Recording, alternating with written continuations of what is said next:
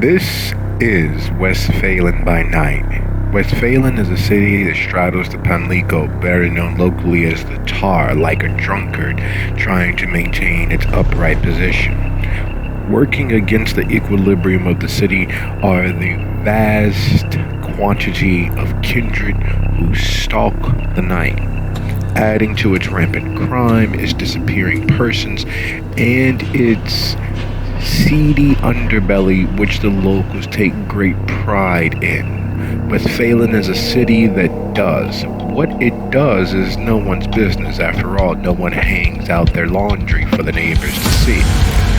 But in this particular city, in this particular place, in the Duncern County region of North Carolina, what happens in the dark, well, if you're lucky, stays there. And so we'll tell a vampire tale with the kindred of Westphalen.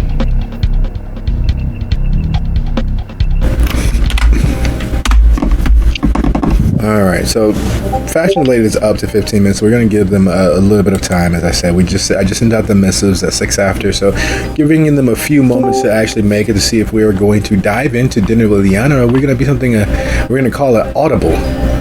Are we going to perhaps explore another facet of this slightly secretive, openly accepting meta plot that's been running behind Westphalen? While we wait and give them time to arrive, are there any questions, suggestions, hypotheses, or corners we need to round off?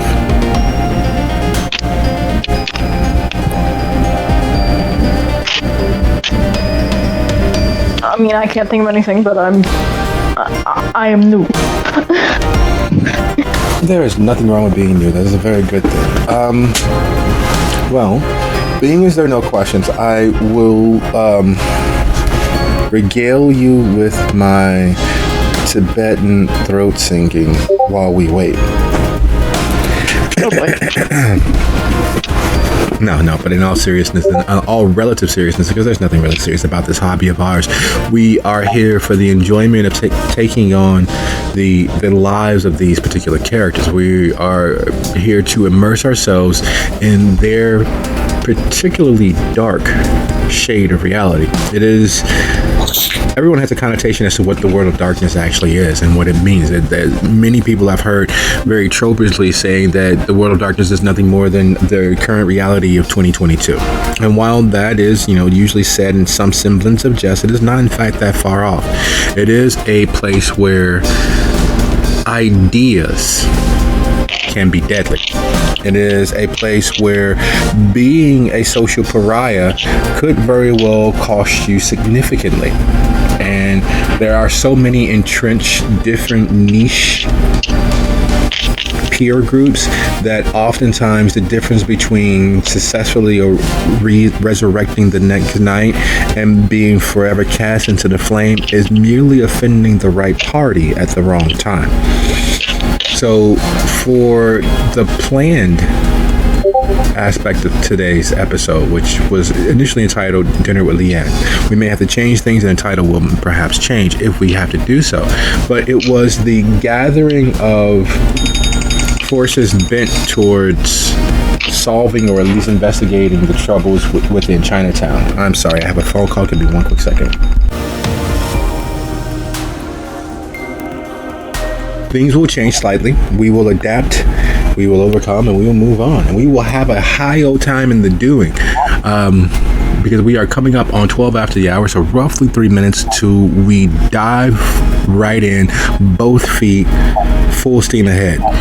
I have a question. Yes, hi. Is Blush of Life... I understand how it works, but is it the illusion of making a vampire human, or do they actually become more human because of it? It is both, because in truth, it is not your autonomic system pumping the vitae through your body. It is the will for you to be a wolf amongst sheep, to be invisibly there amongst your prey. It's a camouflage feature. It's not the actual fact that your vitae is circulating, so you don't have those impulses. So it's a little bit of A, a little bit of B, but all just a ruse. Are we waiting for something? We were initially waiting for Miyuki and Mason, but they have not shown any response to the missive since. So I need to grab one small thing. So 30 seconds and we're diving in. In the meantime, while I step away for this little quick brief moment, is roughly not actually 30 seconds, but please be so kind as to introduce yourself in alphabetical order. Beatrice would be first. Or no, wait. Andres would be first. How do you want me to introduce myself?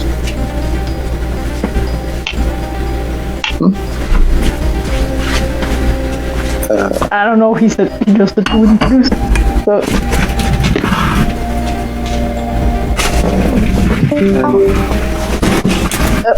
No one left. I'm Andreas. Antonio. And another one bites the dust. All right, so I'm back. Sorry about the small step away. I have several rituals that I do when storytelling. I typically have one of a few scents going via my incense burner, and I typically have a nice big jug of coconut water. Pineapple is one of my favorites. Though mango is good too. And so these things are a mnemonic device on my part to help me get into the mindset of exploring this very wide, dark world that these characters inhabit. Today, I happened to run out of my usual scent and had to open a new pack, and I forgot to do so. So that's what required me to step away for a split second. I have to get my ritual items together. How did you want me to introduce myself? I am playing Andres. He is a whatever you view him as, because it's his perception that we are learning. And if you'd like, you can go ahead and state your sect and all that good stuff. You can also introduce yourself and not just a character if you like. Hi, I'm Werner. I'm playing Andreas Johnson, Clan Toreador, and member of the Camarilla. I'm also a tailor, and if you want something made, come to the Blue Rose. Of course, he's a little pit that the prince's dress was destroyed in public.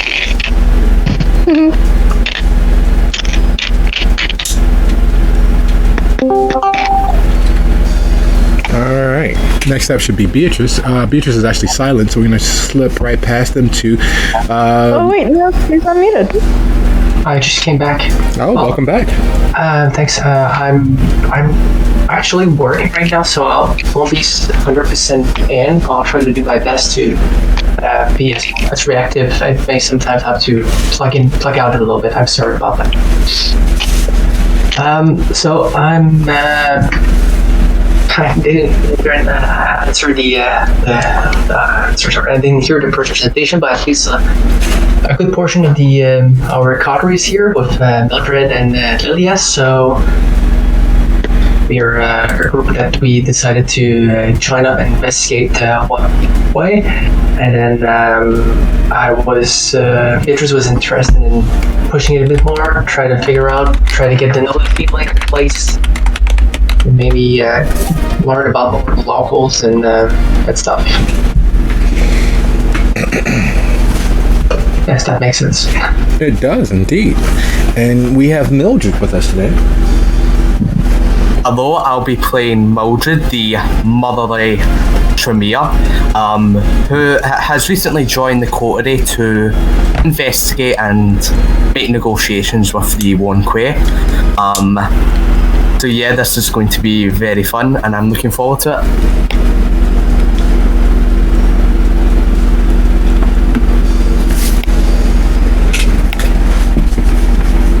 Welcome aboard. And Lilius. Hi, hello, howdy. I am playing Lilius, who is also part of the coterie to investigate and diplomatically handle the Wan Kuei. And Lilius was pulled into this by Darius. But she's like, hey, cool, information that I could somehow grab from them. Not sure how I'm going to do it, but I'm definitely going to grab something in terms of information. And that's literally her whole thing. It is nice to meet you all. Welcome, Lilius. And lastly but not leastly, a special guest player. Live and direct from the great northern bits of Canada, we have Tyler.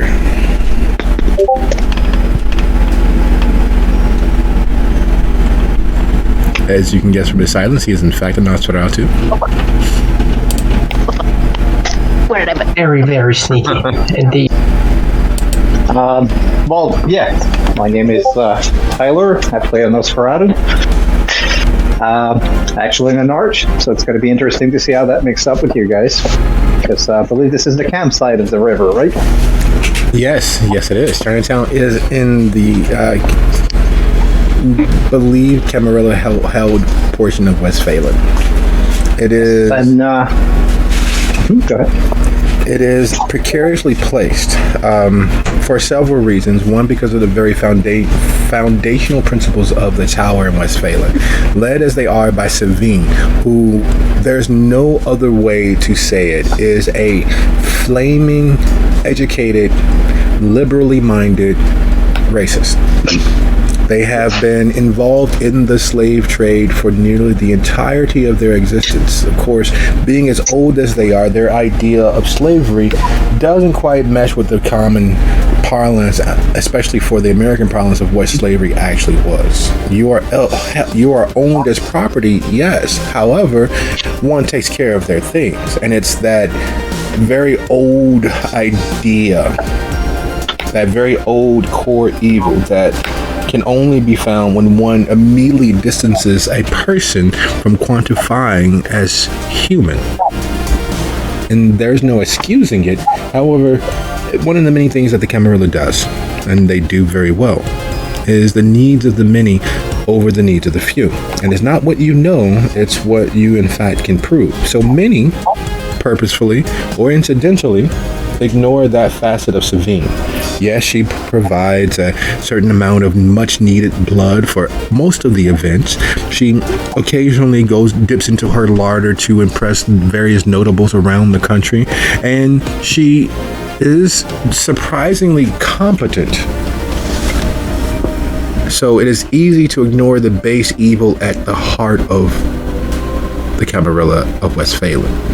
However, there are contravening sources and other forces, the Anarchs, the Sabbat, and the Wan Kuei.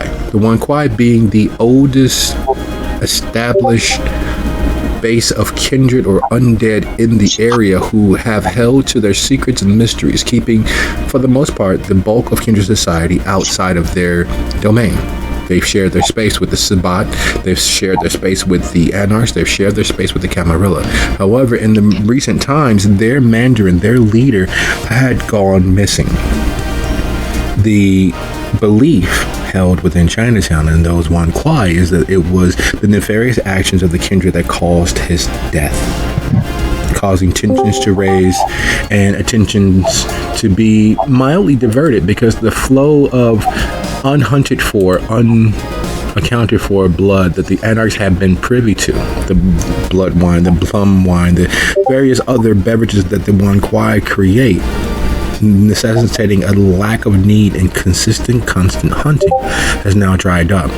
The Camarilla, never privy to that aspect of the Wan Kuei, have not noticed a difference and have not invested as much attention into that area until Darius and several other members decided to explore, to ask why, to question why the Mandarin has gone missing. So we will pick up in the wharf area with Beatrice in a quick second.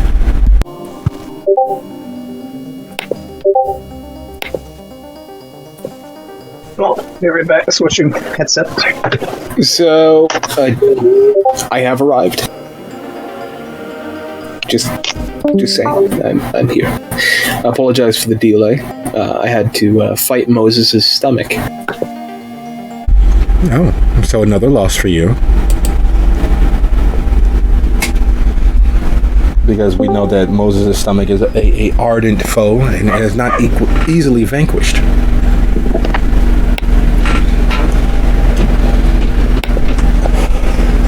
Indeed, he's one of those don't waste anything types of people that if there's even a drop left in the glass that they bring your drink in, he will sit and remain and wait until that glass is as barren as the Sahara. Excellent. It seems like you would get along very well with my parents. If it's on your plate, you're gonna eat it. Yeah, let's put it this way. Even with me rushing him out the door, he took what was remaining of his food, wrapped it in napkins because the lady was taking too long to get it to go boxed for him. Jesus Christ. Yes. So all of us gathered, just so that you all are aware, this is in fact Darius. Would you be so kind as to introduce yourself verbally to our cast? All right. Darius is a 6'3", lightly tanned Egyptian man who wears a not extensively exquisite but well-made suit. It seems sturdy for the job and while professional, not remarkable, much to the chagrin of the person that made it. He wears an almost eternal smile and gives off an air of friendliness for the most part. He is renowned as a kindred psychiatrist who helps fledglings acclimate to their new lives, and those who have already acclimated deal with the trials and tribulations that come from living it. Most recently, he is made semi-famous due to accomplishments such as fucking the prince in Elysium.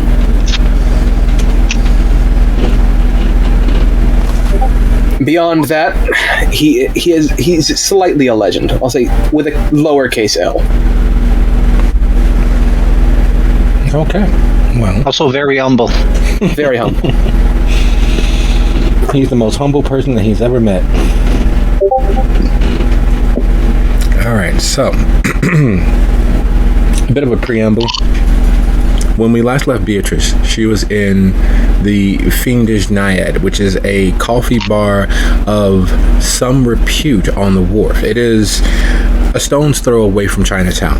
Now, one of the many things that were illuminated in Beatrice's text, her prompts, were the fact that anywhere in the wharf, it is impossible to know that you're not near Chinatown. The scents used and the fresh seafood, the crustaceans and what have you, the crawdaddies, the lobsters, the crabs that are collected and brought in fresh every day. All of those help form the idea in the locals' mind of what Chinatown is. It is, in fact, as per usual in most larger cities, something of a tourist trap. The implied exoticism and all that entails has year after year brought droves and droves of tourists to Chinatown. There are the massage parlors, there are the restaurants, there are the very well-known and off the beaten path speakeasy dance clubs. There are all manner of imported items that you can only find in Chinatown. And unlike most stores, unlike most merchants, many of the merchants in Chinatown do not have an eBay or an Amazon store. You have to go there and pick it up. There's a cottage industry of people who purposely go shop in Chinatown to put those items on eBay and Amazon, but the original merchant, the original importer, does not. They wholly believe in community and their ideals of what the American dream is. And for many, it's a simple stoop, kept clean, fresh air, and the opportunity to live as they so see fit. With everything else happening in the world around them, it is amazing how insulated and isolated they are. They are an island unto themselves, and they have held off every foreign invader into their domain. Beatrice, on the wharf at the Fiendish Naiad, finds herself in the middle of fluently speaking and understanding Mandarin, which heretofore was not one of the skills that they had access to. The musicians playing the dirge, speaking directly to her, their dress, period appropriate, seemingly well-made costumes, their mannerisms, very highbrow and courtly, very, very refined, and their stutter, step, manner of speaking, somehow even more engaging than one would expect. So with the invitation to find out why, to experience the why of it, what would Beatrice's decision be?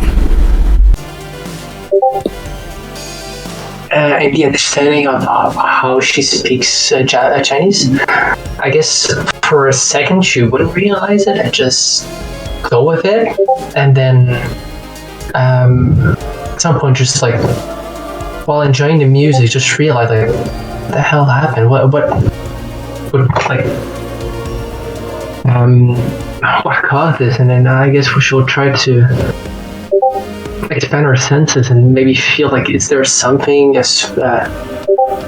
smell or because I don't think she had the time to have something to drink, so is it in the air, is it in the cobweb, or is it, where does that come from? Try to extend our conscience and try to figure out.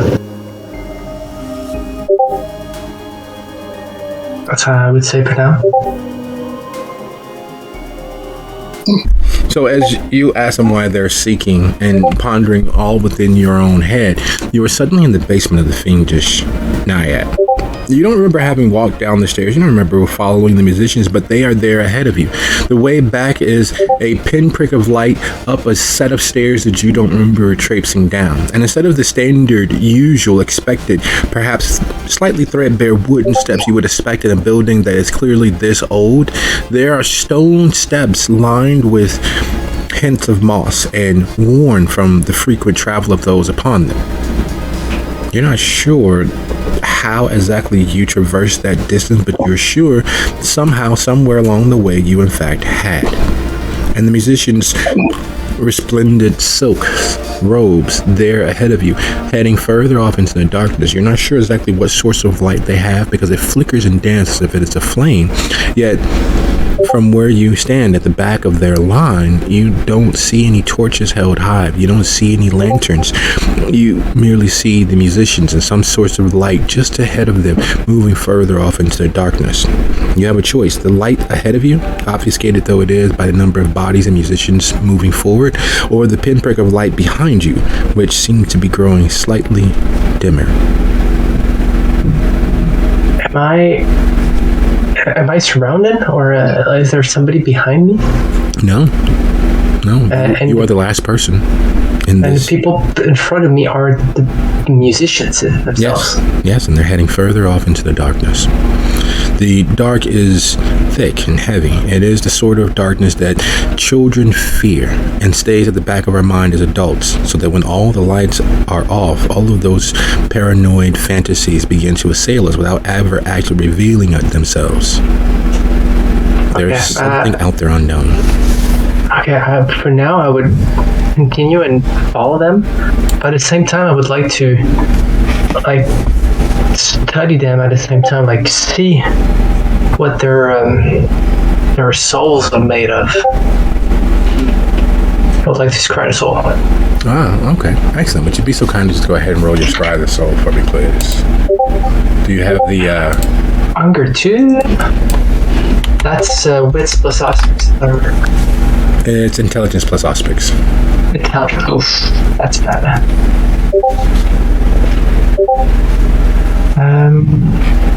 Go ahead. I'll rouse. Great. So I'll be. Do we have a DC? As high as you possibly can. Okay.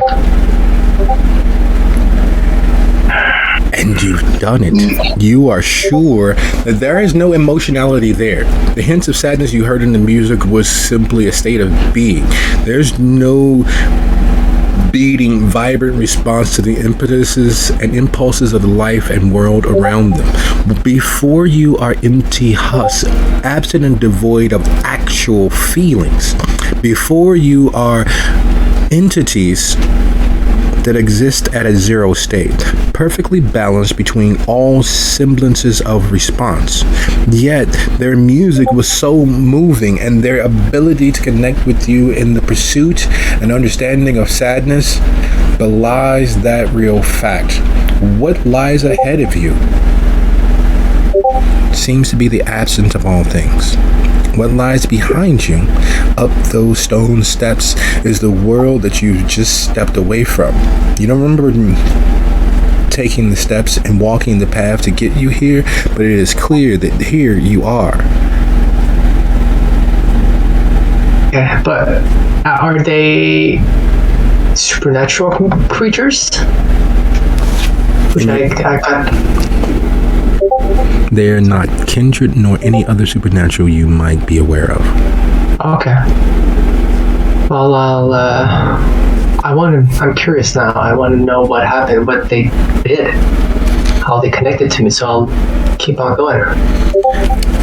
And much like the old chestnut of curiosity killed the cat, yet satisfaction brought it back, you head further off into the dark. And speaking of heading off into the dark, Andres, my friend, you have reached out to your ghoul and demanded that they pick up your shop, put it on their back, and move it into the highlands. It is the other notable affluent area of Westphalen. However, the difference between the affluency of Chavis and the affluency of the Highlands is one of exponential degrees.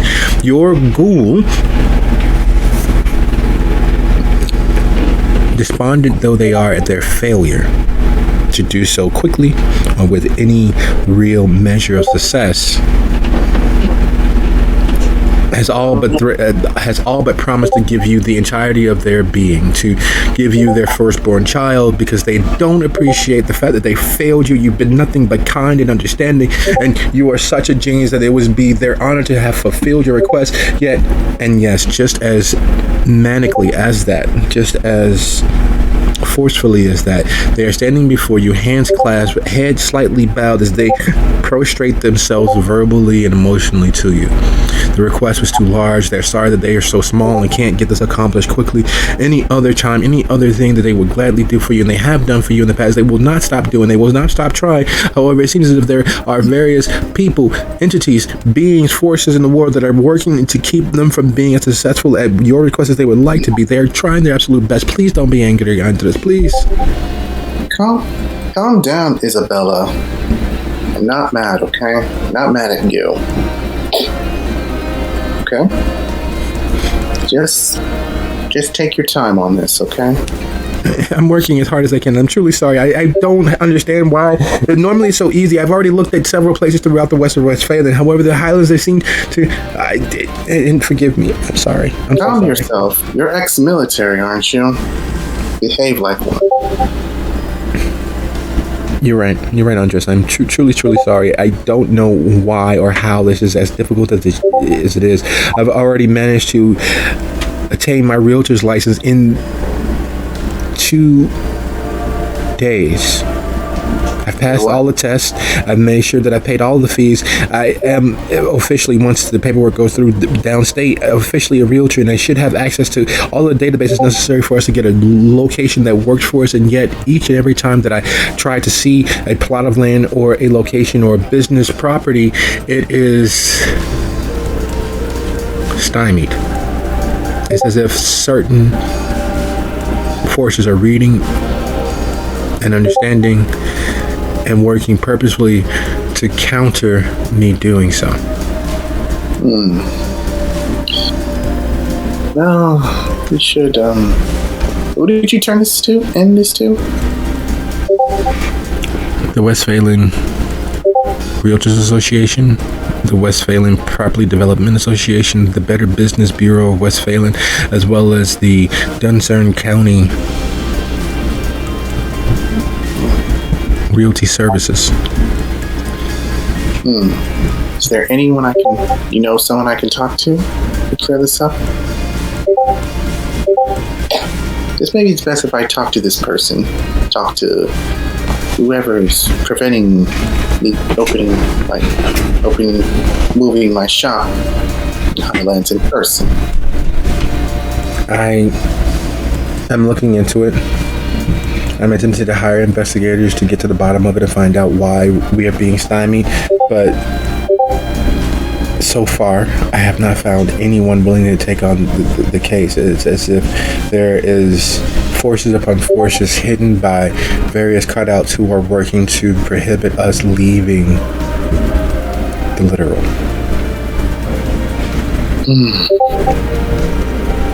Maybe I can talk. I'll try talking to either Elizabeth or Nathaniel. I'll figure this out eventually. Maybe I can talk to, out of character, how you say the prince's name? Savine. Maybe I can talk to Savine. And there it is. Like a flash of brilliance in the middle of your day that comes from nowhere. Kindred society is built off of the very real prestitation system, boons and favors owed in lieu of money. Money is still a change's hand, and services are still rendered. However, the most valuable coin of Kindred society are favors, because while currency changes, the look, the feel, the value, all of that fluctuates on the whim and will of mortal society. Kindred are eternal, so a favor owed or a favor gained has infinitely more value and ability to get things done. And based on all of the gossip and all of the scuttlebutt and all of the information easily accessible, sad though it is, there is but one source you might reach out to. Someone who has dedicated themselves, at least as far as all the gossip is concerned, to helping other kindred. Someone who has also had the ear of the prince in their mouth. Someone who has had access to the halls of power without ever assuming any power themselves.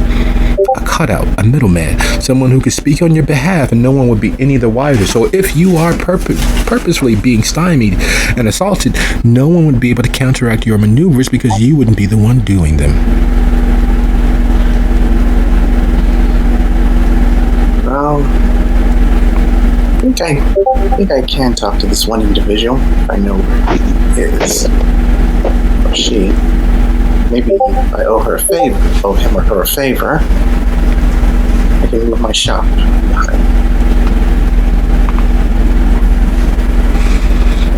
I'll have to... out of character, who would I have to call?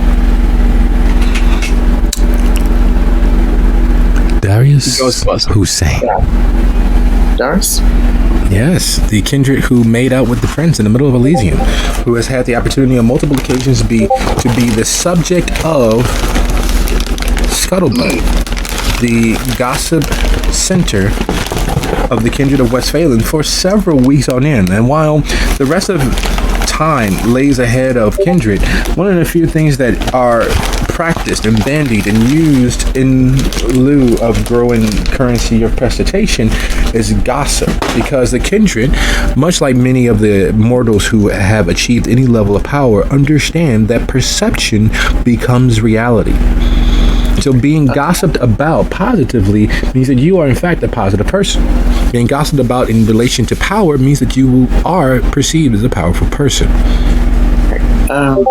Andreas is going to take out his iPhone and call Darius. Favorite Darius is saying. Oh, am I good to go or yes, so? Fire away. Darius says, how may I help you? Hey Darius, it's Andreas. And for the record, this is a secure line. So you can speak freely. Oh, the Camarilla would have us believe that no lines are secure, but sure, I'll humor you on this. But either way, how's that suit I made for you? It is performing well. I know that there was a bit of trouble with the fact that it was such a bland design, but you managed to execute everything that I desired, so I'm quite satisfied myself. Well, you told me what you wanted, and I made it for you. Exactly. So then, how may I help you? What's the call? I wanted to talk to you about. I want to meet with you to talk to you about. I wish to move my shop in the Highlands, and you have great influence with the Salvarine. I'll owe you a favor, but I prefer to talk in person. This. Oh, of course. I'm more than happy to. You set the location, I'll be there. All right, where do you want to meet? Well, to be honest, my roaming territory is anywhere that I desire to be, but, let's see, where are you currently? I'm in my store, but I can meet where you want. I think it'll be much better if I go to you. You sure? Of course. Where I'm at right now is not exactly,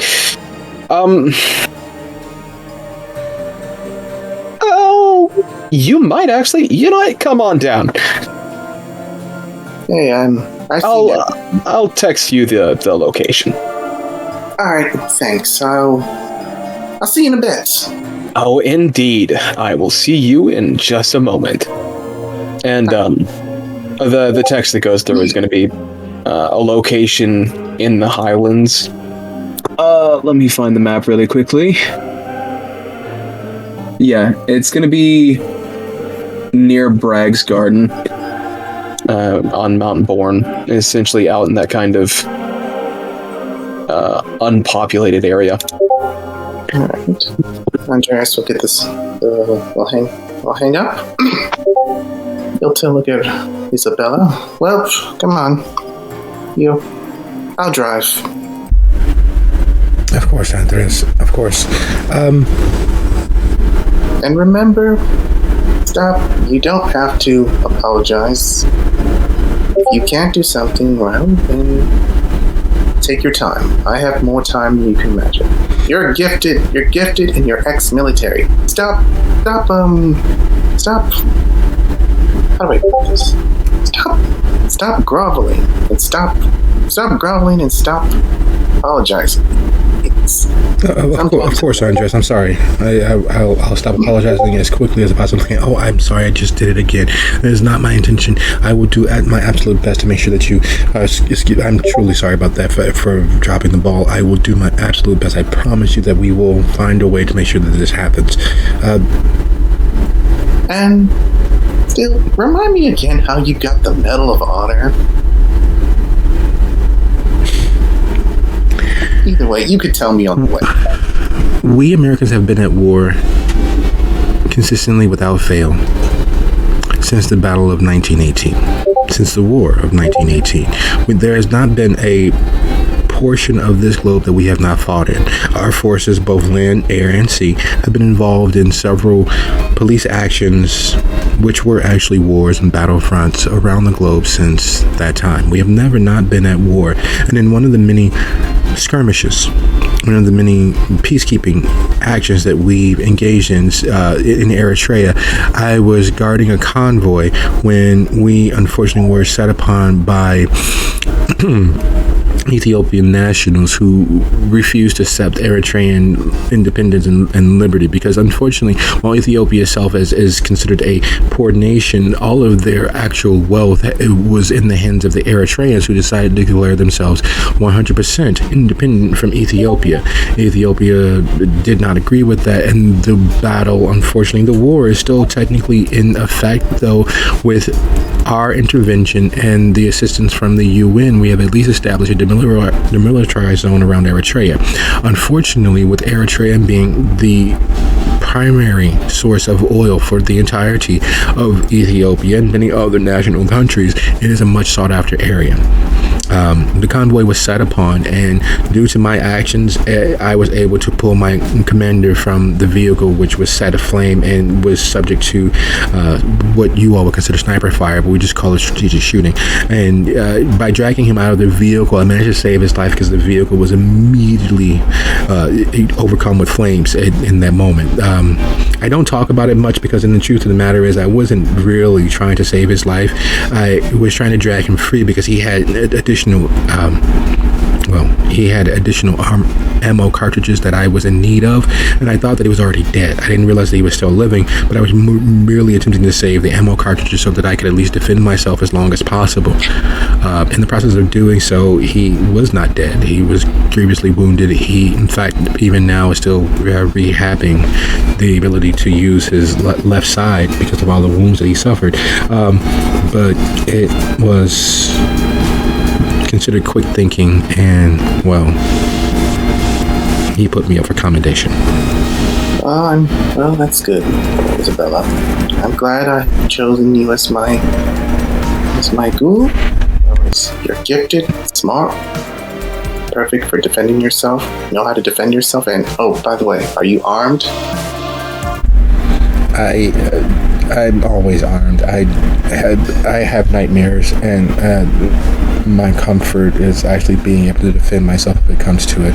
I currently have a P220, and well, we should be more than fine. Before I drive off, do you need any? I tap my Andreas taps his wrist. I would always say yes. However, I think that it would be better if we're both at our full capacity for whatever may come, not to underscore some of the things that I've run against and up against while helping and serving you, Andres. But this area is particularly open.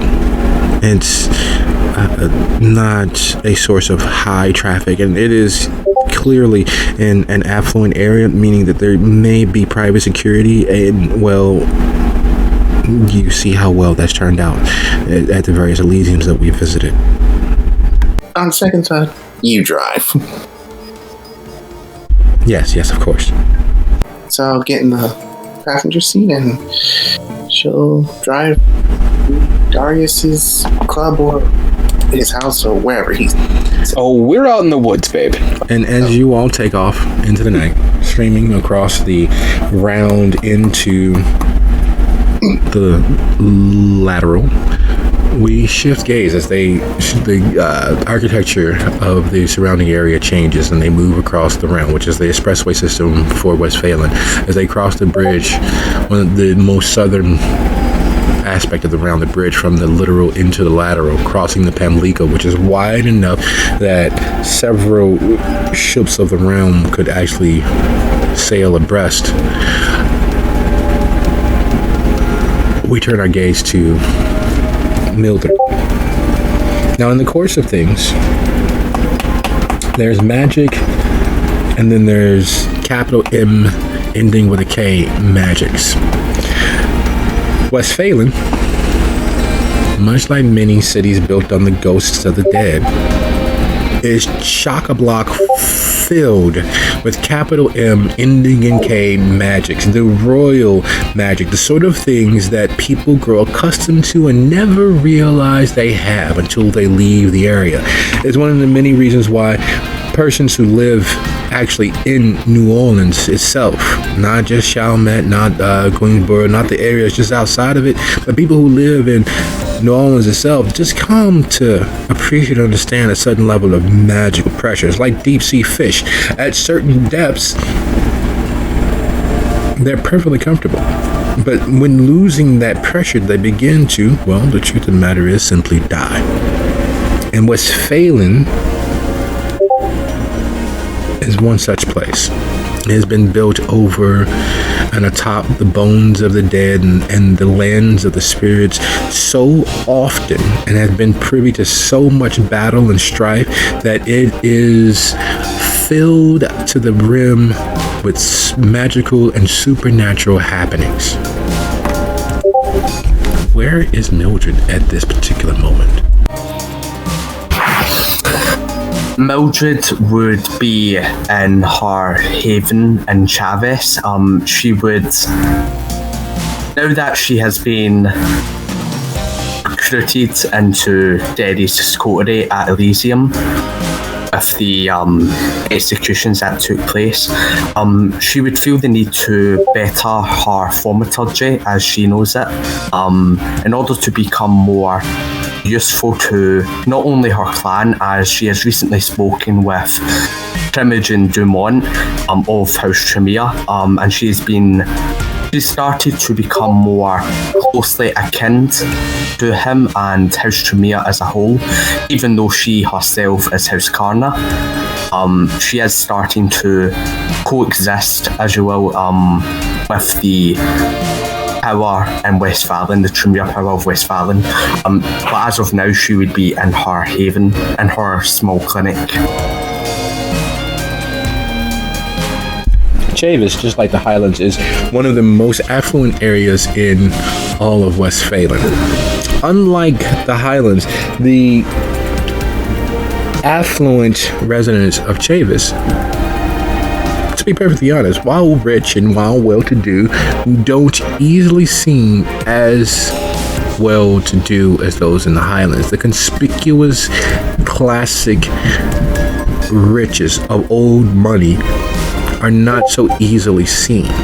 The homes are large and well cared for, but the lawns aren't always manicured. They don't have a house staff of 20, but they do have a house staff. They may not be driving the newest, most expensive Bentley or Rolls Royce, but they do have several vehicles of high quality, one for road travel and one for getting about town. And it's as if the idea of conspicuous wealth is a dirty thing for them. The truly old money, not the need to show, need to flash, the fact that they have class and style. It's a different sort of affluency. And there's still very much old money and ideal, but there's not the keep off the lawn signs, there's not the private security, there's not the intrusive aspects of wealth. And yet, despite all of those trappings being absent, there is the field to each their own, meaning you have the privacy necessary to do all manner of things. And one of the manner of things that is common both in the Highlands and in Chavez is the idle rich create secret organizations and cults, like the average person joins PTA meetings and bowling clubs. There's a wealth of open accepted secrecy and open accepted certain esotericism. Studying as Mildred has, there are several things that become abundantly clear looking at the town charter. From Nathaniel Lockwood's founding of Lockwood Island, the largest man-made island in the southeastern United States, perhaps in the United States, to the many ghosts of the dead, the fields kept fallow of all actual urbanization. The fact that the round exists on top of the bones of a previous pre-Civil War roadway system that has never been fully mapped, to the fact that underneath it all, sitting there, quite obviously a part of history but kept separate, are the Chinese immigrants who came over on ships just before the founding of Westphalen in 1776. And yes, that is how old Westphalen officially is. Before the founding of Westphalen, before the gold rush of needing Chinese, Taiwanese, Japanese, and Asian help to build the railroads, there was a community of settlers from mainland China here already. Their history very much tied to the success of Westphalen, but also very much ignored, because in modern history, in modern researching the subjects, you find that there's no mention of a Chinese colony anywhere in North Carolina. There's no mention of an Asian contingent of immigrants who arrived before the official founding of this nation. Back when we were a republic and a colony, there was a colony of Chinese immigrants here in Westphalen. And try though you might, the only fact you have to support that are the few journal entries that you've managed to obtain through various sources. Reputable though they are, there's still the very real fact that in Wikipedia, in Encyclopedia Britannica, in all of the notable sources, there's no mention of them until the railroad.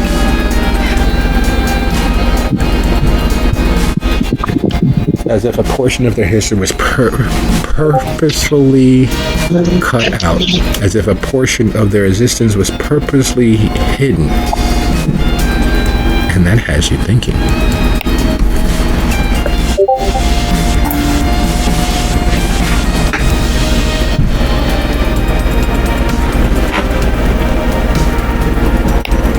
Knowing that this is the scuttlebutt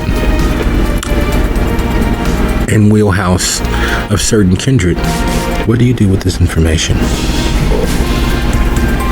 Mildred, since she's actually pre-time skip, she's actually been spending her time, her own investigation into the Wan Kuei, most notably the history aspect of it.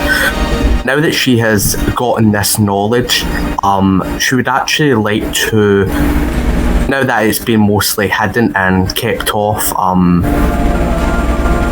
common sources on technology and other sources of information, she would actually want to try something that is not her forte at all, but she feels like it could come up with some articles or other things that maybe she can print off, and that is the internet.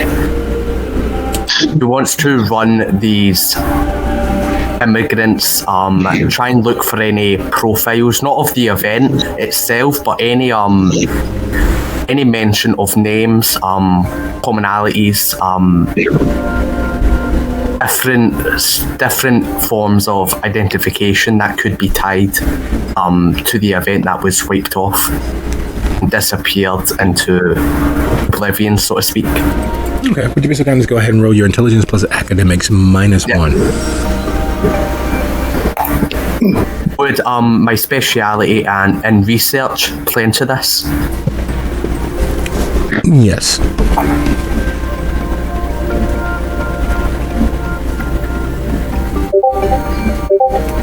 These successes. There are dead ends and then there are blind turns, blind alleys, a way out of the dead end that is not visible upon entering it. The same principle holds true when launching into research. There are certain avenues where you can find information that don't seem possible nor probable. In the doing of such, you are able to find and mention several mentions of the Xing family. And you don't think much of it because it is a relatively common Chinese name. But you dive into the mention of this Xing family.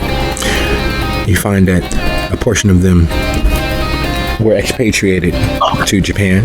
You find out that beneath it all, there was supposedly a hidden dynasty that has been around since the founding of the Han Dynasty. A secret Qing Empire, a court of blood that has existed, by your count, going back several hundred years.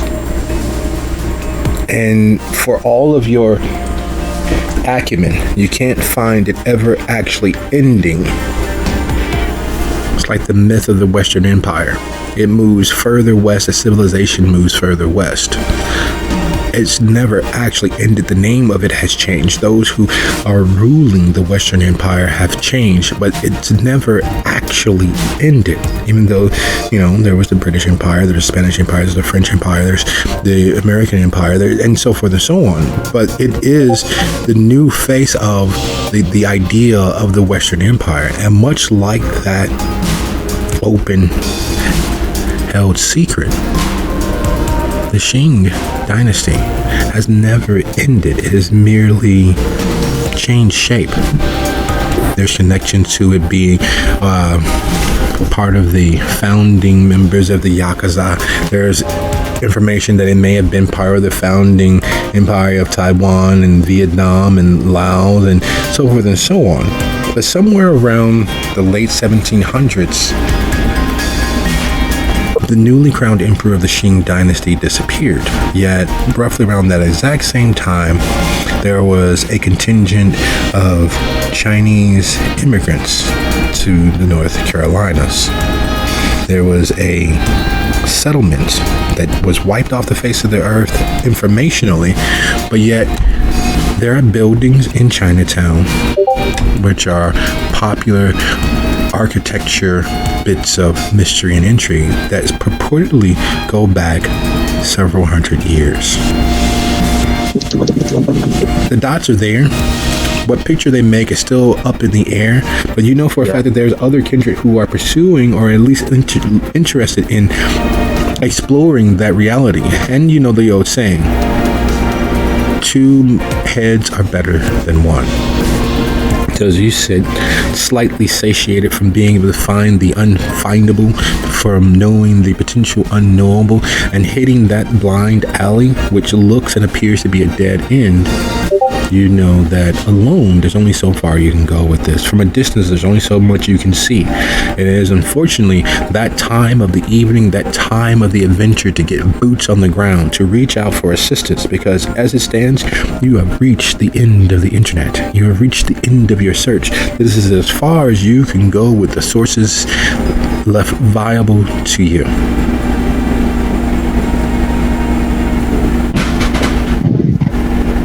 Mildred, upon gaining more from her research of this dynasty and the architecture of Chinatown itself, she would take out her old phone that she barely uses. Most of the time it's kept under hidden surfaces. Most of the phones in her clinic are just old house phones that you can expect in an old lady's house. But this one is very special to her because it is for moderately kindred, not moderately kindred matters, but matters that concern a wide range of Westphalen. She would actually try and contact Beatrice either through phoning or calling or texting. Oh, I'm receiving another call, am I? Yes. Yeah. So, immediately after hanging up on the first one... Very popular today. Very popular today. Just clicks it open. I told you to meet me in the... Oh, wait, which number? Hello, who is this? It's me, Darius. Mildred. Oh, hi. Yeah, sorry about that. Somebody else was calling me just a few seconds ago. I thought that they fucked up the address. How may I help you? I've been doing some personal research into the into Chinatown itself, and I believe I've came upon a possible point that you may wish to know about. Are you free to meet up? Yeah. Yes. Yeah. I think it'll be great, actually. I'd love to have you along. Do you have the capacity to send and receive texts, or should I find some other method through which to get this to you? Send and receive text. How do you? I can figure it out. I believe I can figure it out. Just give me a minute, Darius. Oh, awesome. Okay, so what you're saying is yes. Yes. Okay, well then, now that we've agreed on that method, once you figure it out, send me a text at this number, and I'll send you the address back. This is going to be one hell of a night. I'm very much looking forward to it. Indeed, Darius. Where were you thinking of meeting location-wise? I can come Oh, as through I if you'd said, like. I will send that to you once you have figured out how to do the texting thingy. That's it. I'll send it to you as quickly as possible. Thank you, Darius, for your time. Oh, yes, and thank you for yours. Ever so charismatic.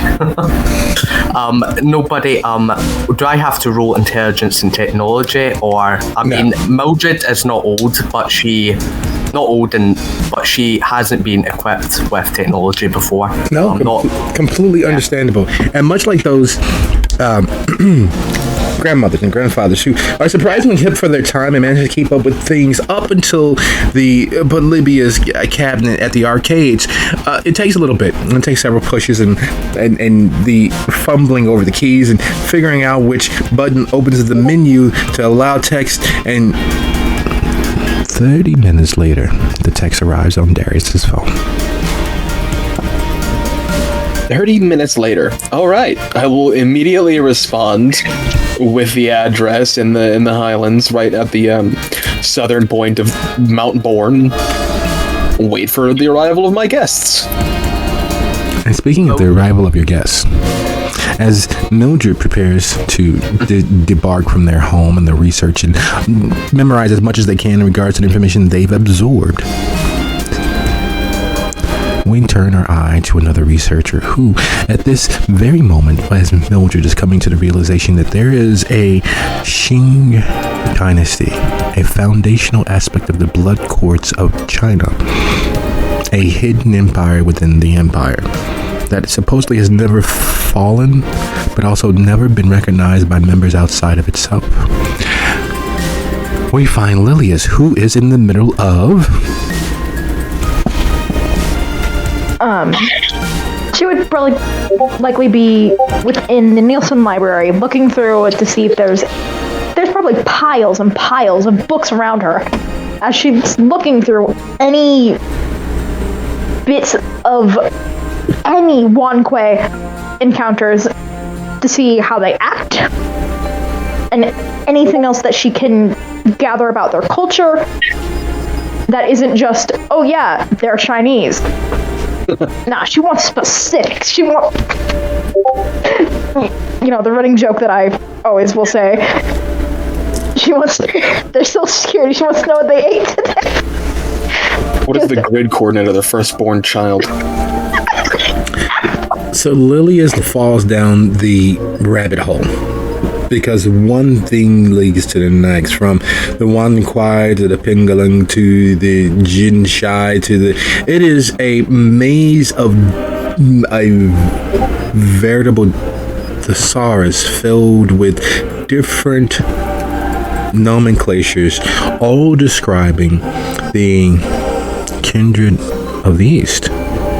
The kindred who are not kindred, the kindred who are earthbound spirits, the kindred who are the descendants of the Dragon King, the descendants of the celestial gods on high, those bureaucrats of the celestial courts, those wild and woolly guys and gals who party until dawn.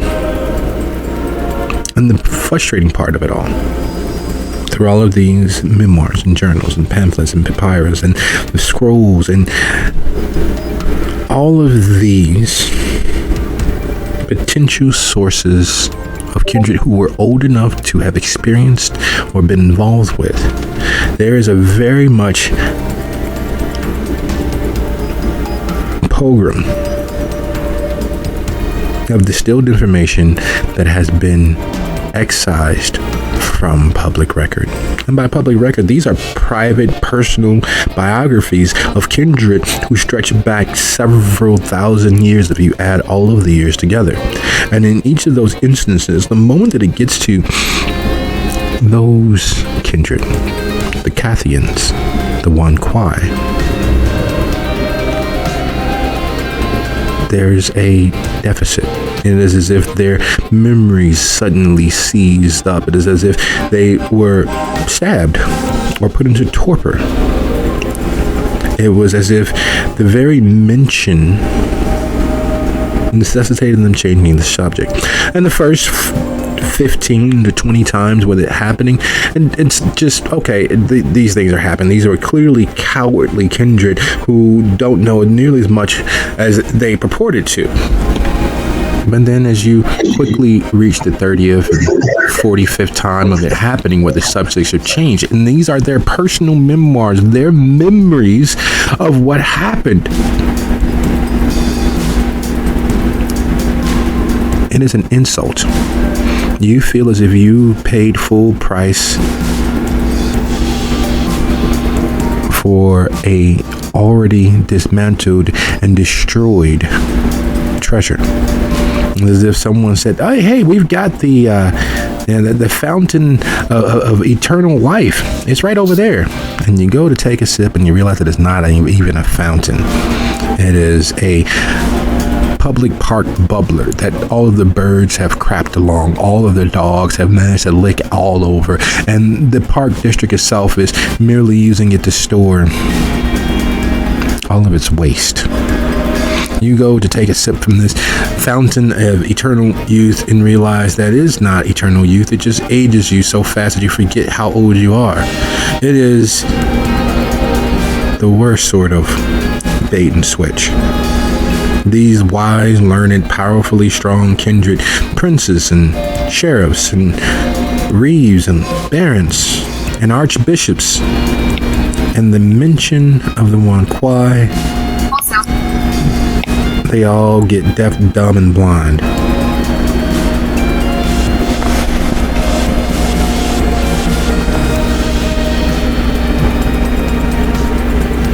And for a seeker of knowledge, the purposeful obfuscation of knowledge is a crime worthy of death. It is a crime worthy of being flayed alive or having your ribs removed while you are still conscious and cognizant.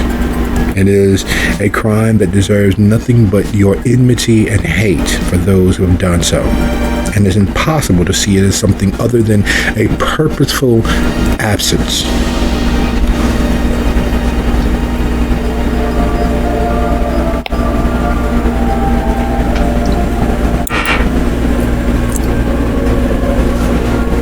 At this point, Lilius has probably been at this for the last 2 months. She feels like she's basically just throwing herself up a wall, attempting to get something that is basically 20 feet off the ground, and she's only able to hop 2 feet. And there have been likely periods of time where she basically just wants to fucking destroy the whole library out of just sheer fury of the fact that everyone seems to just conveniently forget what's going on. And she's probably like grabbed Darius's ear about it before, just bitching about it, to where Darius can probably tell you by name a few of the people of the princes, barons, sheriffs who've all gone deaf or suddenly just became unintelligible at the mention of the Wan Kuei. She puts down her research,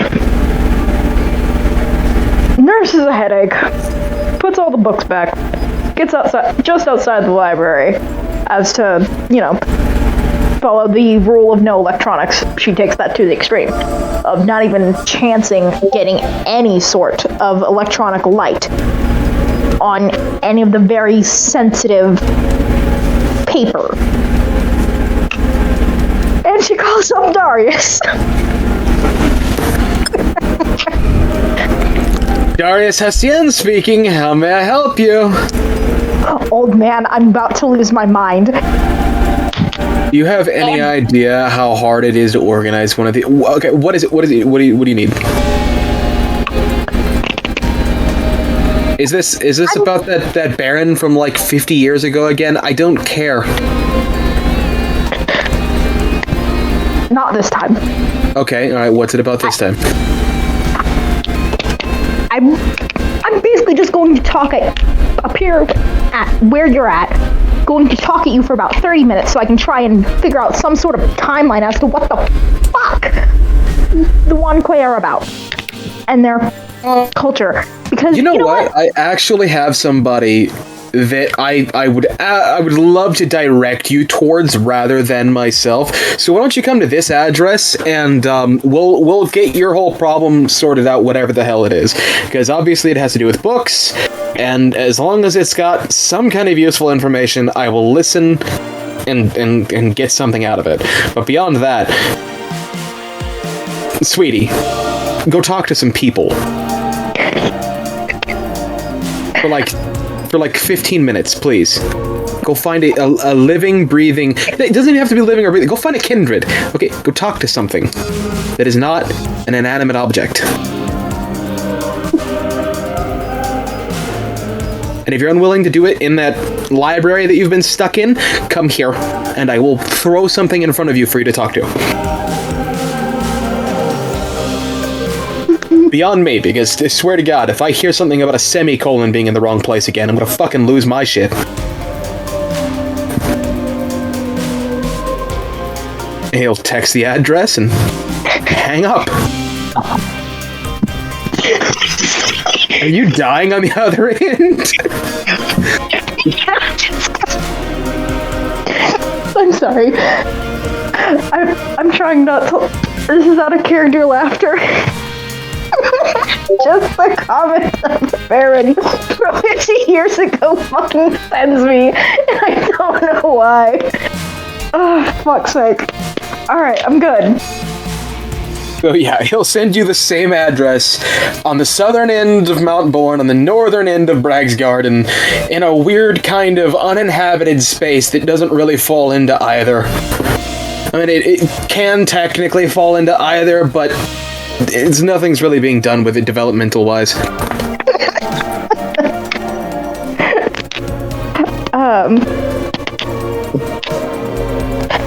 Fiendish Naiad. Right after Darius,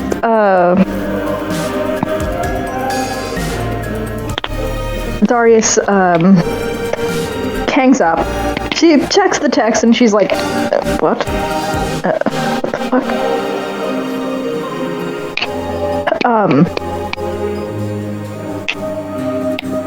And she texts Darius, one more thing about, I'm going to make a pit stop before I go to the address. I'm going to try not to be late, or like too late, but just expect me to be delayed. And she goes to the wharf. Yeah, there is an immediate response that simply says, "Get out of the library. That's all I ask for."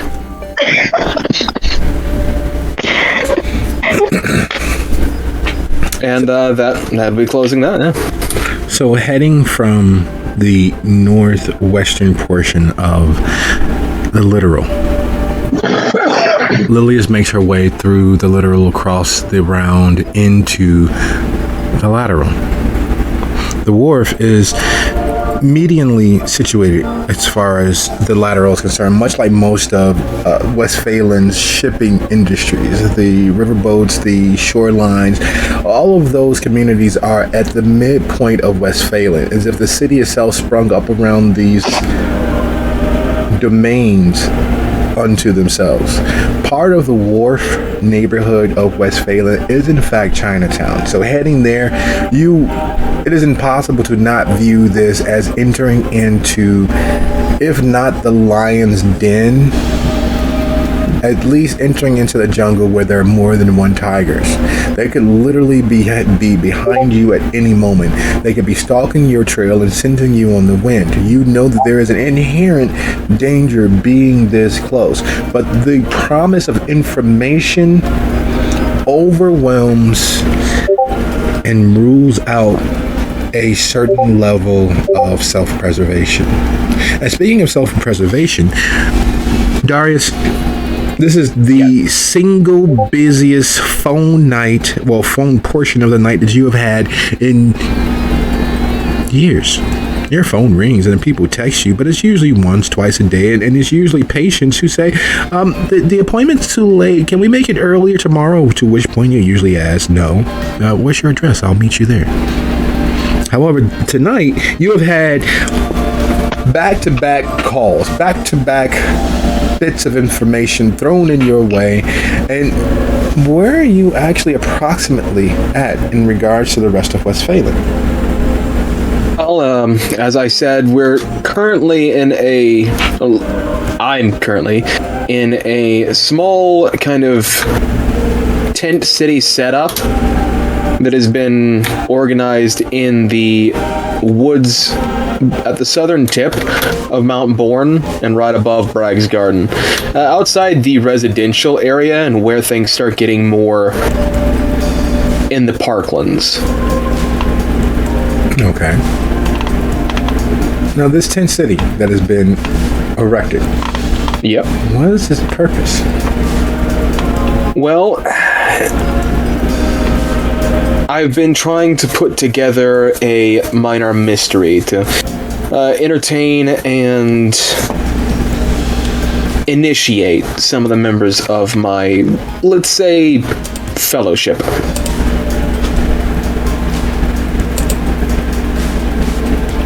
Okay. So which resources have you utilized to obtain such a thing? Well, you've got resource 3, and if possible, I'd also throw my herd on there. Okay. So are you spitting distance from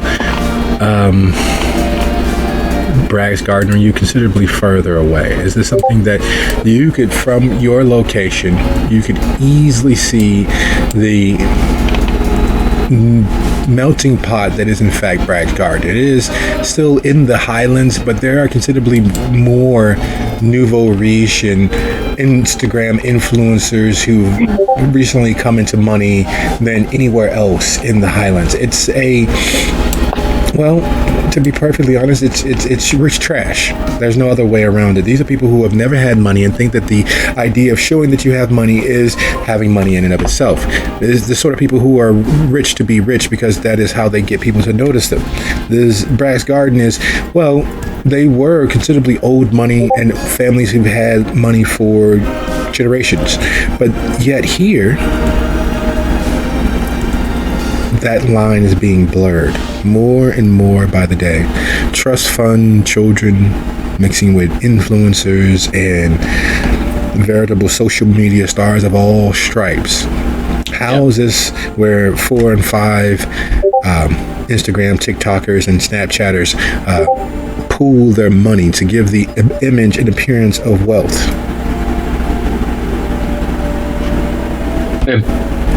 Well, unfortunately, it would make it a rather public thing if it was too close to Bragg's Garden, but the intent is to draw people like that in. So, if available, put it close enough to where I could sweet talk some members of that settlement inward. Okay. Beatrice, can I just go ahead and roll your charisma and either subterfuge? Okay. Or what else kind of works? Or leadership. Okay. Yeah, I think it's the same dice pool either. No. Oh god, it's certainly not. Okay. May I add awe to this? Yes, you may add presence. Alright. Oh my... Alright, am I allowed to willpower this? Yes. Okay, well, God fucking hates me today. 1 success. There is something that has passed through the current zeitgeist of the youth of the world, and that nothing is ever as good as it seems. There's always a downside. We're all going to die, and someone is always out to get you. That paranoid underpinnings of every facet of these nouveau riche is a juggernaut to all attempts to sway them. It is a zeitgeist of doubt and fear and depression and the willingness for pain, but only the pain that they decide is worth it. Like, if you take any enjoyment out of it, they will do all their best to make sure that you don't. They will enjoy it harder, faster, and more than you. You go to throttle someone, and it is definitively a sure bet, if there was anything in the world, if you were to throttle someone, they more please. Or if you kicked someone as hard as you could, sending them into shock with their system being shut down around the blow. Oh, that's right, step on me. And while Darius has never won a king shame, it is a defeatist outlook trying to milk the best from the worst situation that makes them wholly unable to embrace the idea of moving through pain to better oneself, to free oneself, because there's nothing of value to lose and nothing of value to gain. It is stymieing to connect with a portion of the population whose nihilistic outlook is so entrenched that their whole ethos is intransigence to whatever stimulus they are presented with. Not defeated, just disappointed. Darius returns to his settlement with fewer than expected adherents, fewer than expected potentials, fewer persons, fewer living entities that are actually actively worth the effort to free them from themselves. Because nothing fucking matters.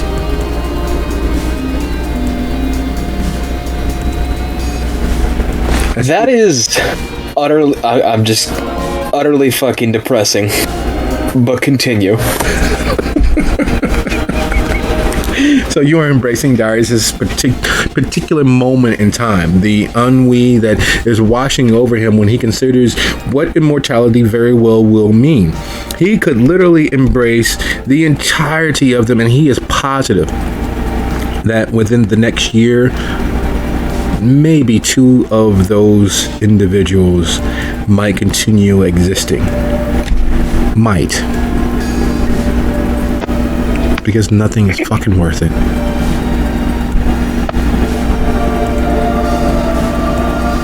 Yeah. Well, at least I got some.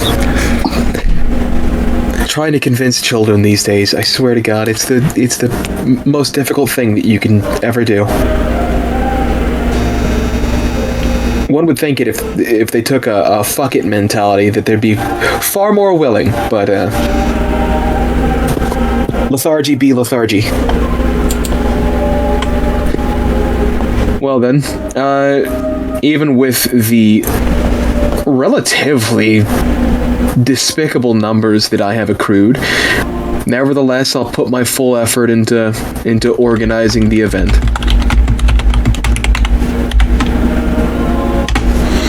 And let's see what else we've got here. Wonderful.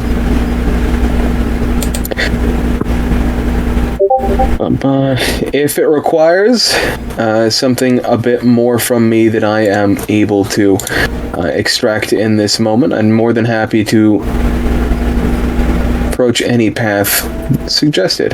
To risk it all. Well, of course. Gamble the dice. Just because there are a few. And of course, there is only a few that arrive here, but nevertheless, I want this to be an event where people go home to all those masses that ignored the draw, and tell them what a wonderful event they missed out on. And therein lies a dilemma. You're not sure if they will.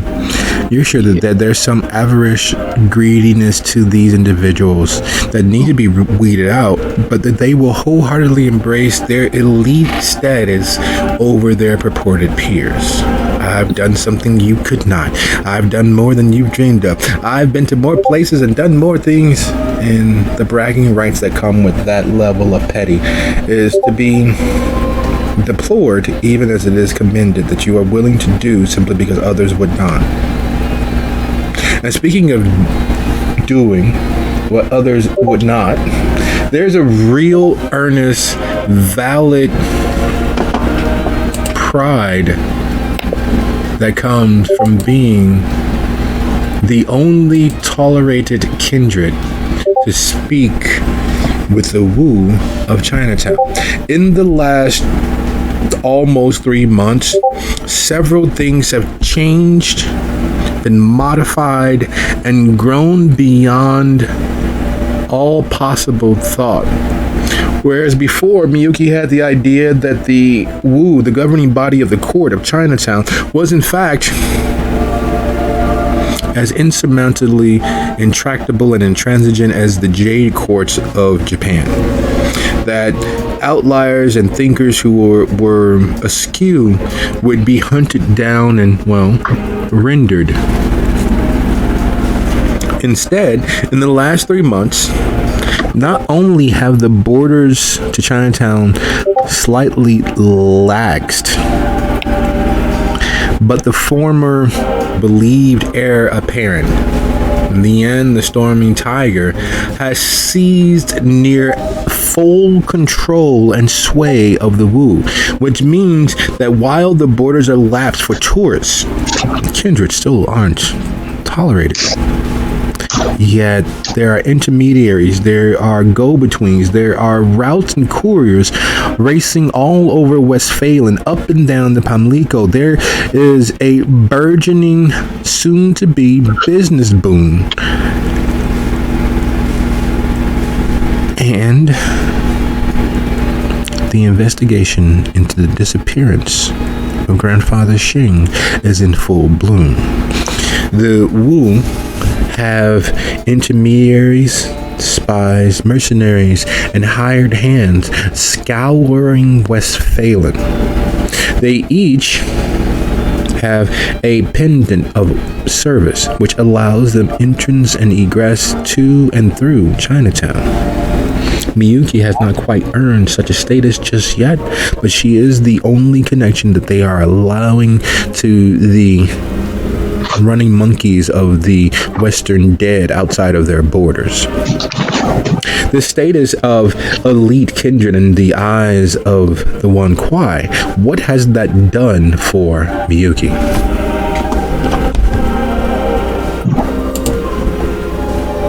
But it's nothing really. But no, seriously, no. Well, she's been able to move around Japan because of her ties with Wan Kuei. That is J Court, but as far as the Chinese court go in Westphalen, she is investigating the disappearance of the Mandarin for them. And what facets has Miyuki decided to focus on? The disappearance, well, the only attack on the Wan Kuei that she knows about that was supposedly done at the hands of the sheriff and his hounds. Well, the funny thing is that there have been quite a few over the last few months. One of their shipments, and they won't tell you which shipment it was interrupted by forces at the train yard. Another of their couriers was disappeared, along with their 3 peers of their mercenary Wu. There have been rising tensions, and they can't quite understand why, because the only thing they asked for was peace and distance. It looks very much as if Lian will have the war that he has sought, because while he is pushing for an opening of the borders, it is not because he wants to welcome others in. He wants to unleash the 9 hells of Chinatown over Westphalen. He wants to put all of those running monkey Western dead in their place, because for us who were here first, who were here longer, who have taken steps to maintain what semblance of peace there are, for every opportunity in which we offer grace, they offer violence. For every opportunity that we have offered acceptance, they've offered rebuke. For every path forward diplomatically, they prove how barbarous and violent they are. They have interceded in our affairs, in our businesses, and they have attempted to handicap our growth because we have allowed them to remain too close to us.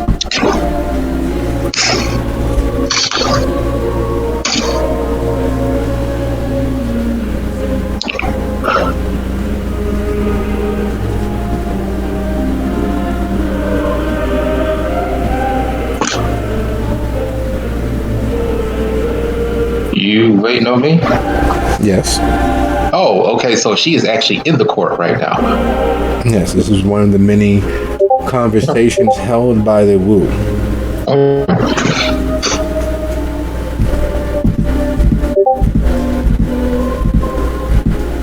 The only thing I can tell you is it is not the anarchs. It would do them no good since they are trying to strengthen their relationship with you. It certainly isn't the Hakata. I can personally guarantee that it must be the Camarilla, for it does sound like their normal course.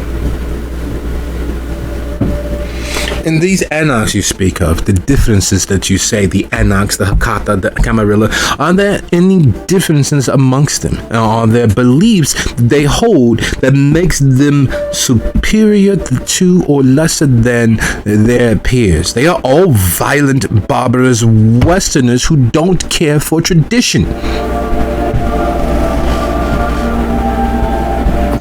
I wouldn't say that makes them superior, more so different.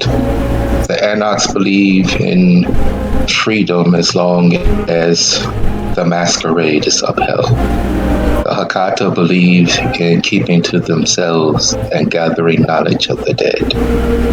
The Camarilla is more about power and control.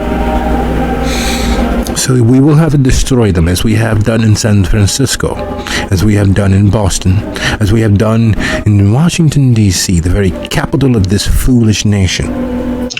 I do not think so. There's inner turmoil within the Camarilla.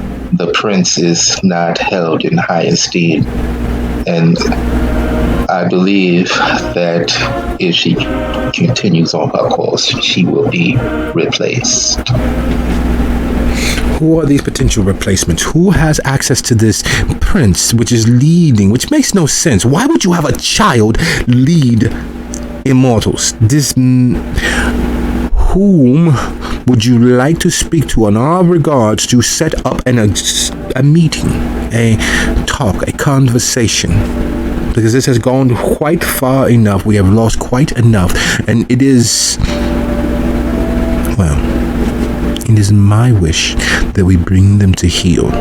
My esteemed peers here amongst the Wu would have us simply isolate, ignore. Because after all, the sweetest revenge is in outliving one's enemy. I would much rather destroy them. And as I said, they might end up destroying themselves. And where's the victory in that? They have stymied and assaulted us, and they destroy themselves. They are escaping the righteous judgment due them. Bring us someone, a representative of them, so that we may enter into negotiations, where we might actually reach some state of understanding. I have someone in mind, and they also, surprisingly, they do have an experience dealing with the Wan Kuei. She is a primogen among the Camarilla. Excellent. Bring me this primogen. Bring us this primogen, so that we might discuss with them an understanding. But of course. And she bows. Well, actually, she gets him to do the whole formal Chinese bow.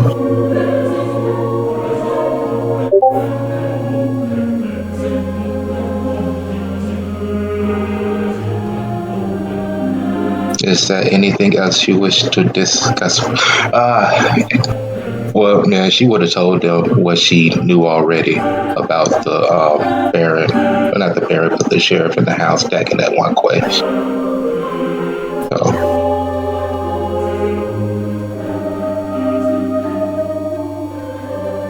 Go, do your job, diplomat, quickly. but of course, she bows and she leaves.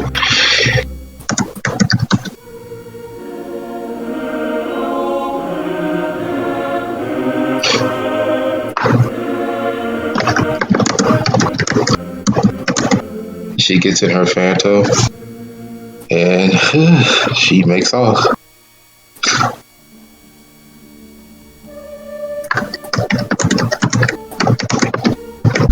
As you make it to your car, it is with no small surprise that there is a shadow that falls over you.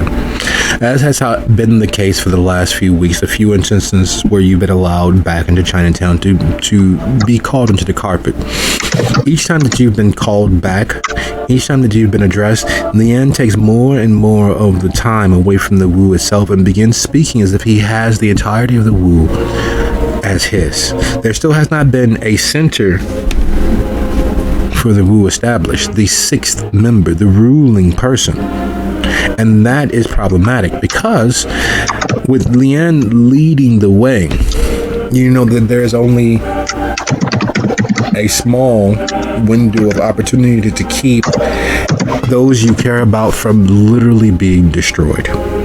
While the kindred have all of immortality stretching out in front of them, most of the Wu, due to how they have spoken of and what Miyuki understands of the various differences between the Wan Kuei and the kindred, have spent eternities in torment already. And there's reasons why their bodies age and change with time.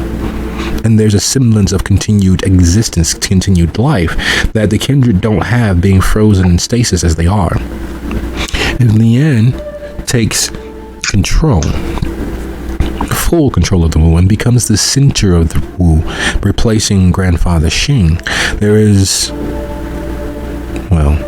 There's going to be fire, there's going to be death, and there will be endings of immortality, partially as an example to the others, and partially as declaration of full outright war. It's the beauty of Chinatown. It's a maze of warrens. Those not local to it would never be able to find their way through without several scouting adventures. And in the scouting, they would be instead just offering themselves to be chewed up, to be rendered. There's a lot of considerations that lay ahead. The truth of the matter is that as much as Miyuki would like to reach out to the primogen of the Camarilla, as much as Miyuki would like to bring in something and someone far more representative, the truth of the matter is this is a matter for middle management. Reaching out to a baron, reaching out to a deputy baron takes time. And if you take longer to go through such steps, there is most assuredly going to be ruin. Nothing is a sure, definitive outcome, but statistically, your chances are equal to an ice cube's chance dancing in the lap of Satan while receiving pleasures. Oh, fun times.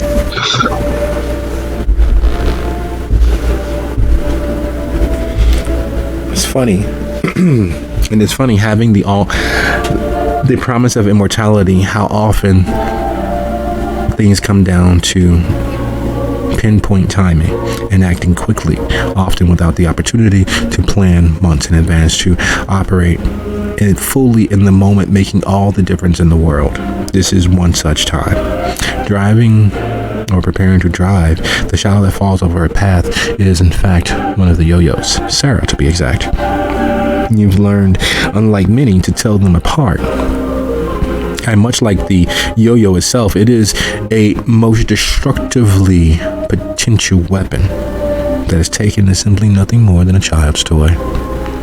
Easily overlooked, easily not considered as dangerous, and one of the worst mistakes one could make in the hands of a professional.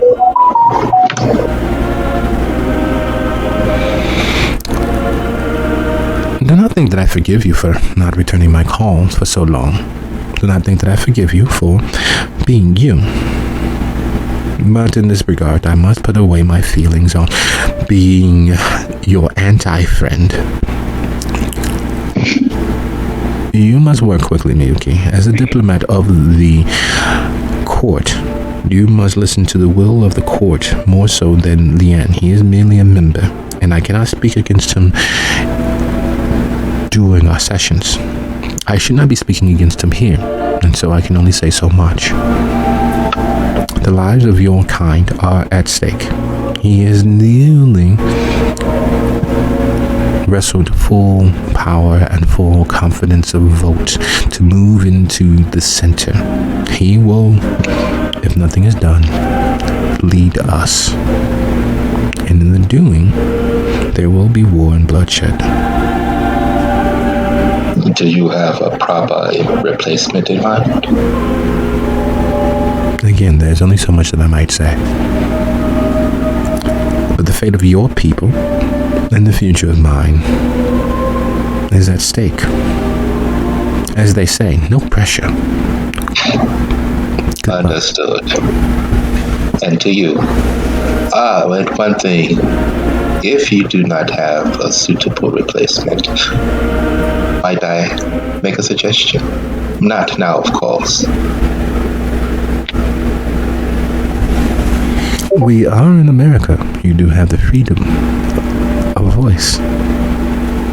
Oh, they would be Wan Kuei, but they would be of the Jade Court. Same court they sent me. They do want to help in any way possible. They want to colonize. Dabble not in politics, unless of course you understand the full grasp.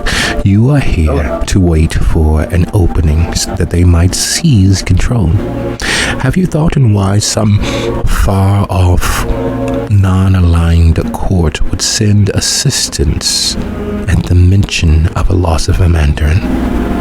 If they assume the center much similar to Lian, we as we are will not be all that we are. We will not be the peoples we once were.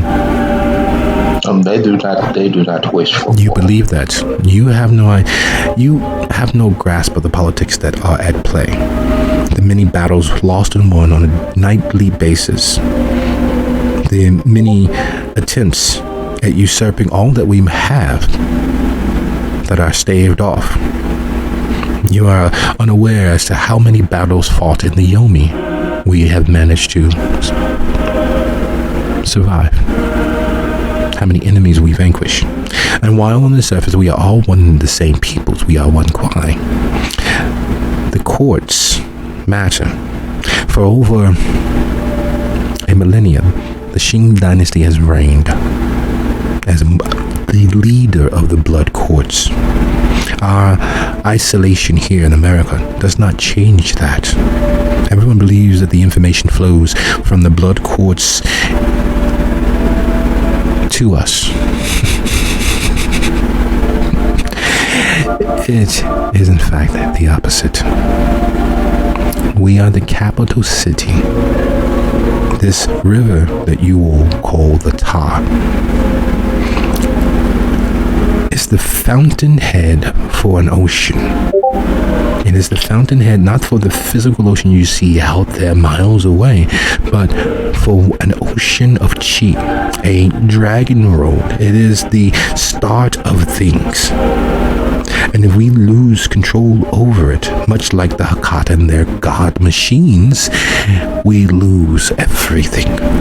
Hence the reason why it is so very important that Lian remain, but not as leader. Why it is very important that we remain strong from outside influence. Yet, there's so much more to lose if things change for us. Find someone suitable, someone who might challenge and negotiate with Lian. Move quickly. Yes, I will, and I apologize for overstepping. Who is she go get?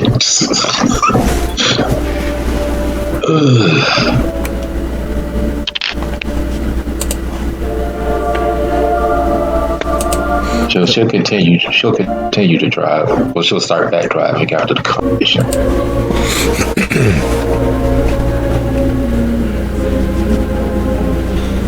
There are so many things that could be, that might be, that should be. But knowing that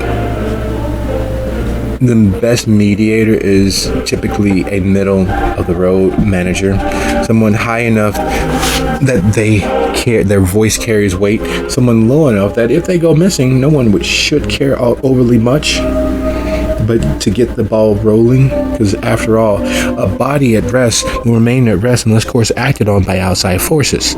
And once moving, it is almost impossible to stop.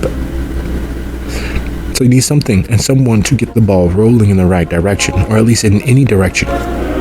No, there's only one person that she knows that she could think of who would have the experience and acumen to do, and at the right level of government position. You know, might that be? You're gonna go get freedom? He's a gay girl. No. And she's never met freedom. So the only read that she would know of that could actually negotiate would be Mason. Because she knows that he owned a large pharmaceutical company. So talking to people, making deals and negotiating would be Monday for him. She can't get none of the barons. And as much as she would like to get Elliot in on this, she's far too reckless. So, I mean, yeah, there's not many options that she can go.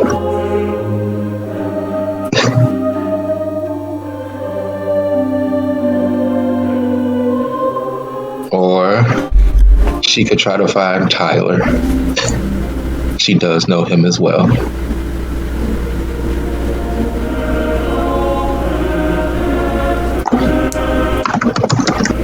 Well, heading in the direction of the literal, the idea of which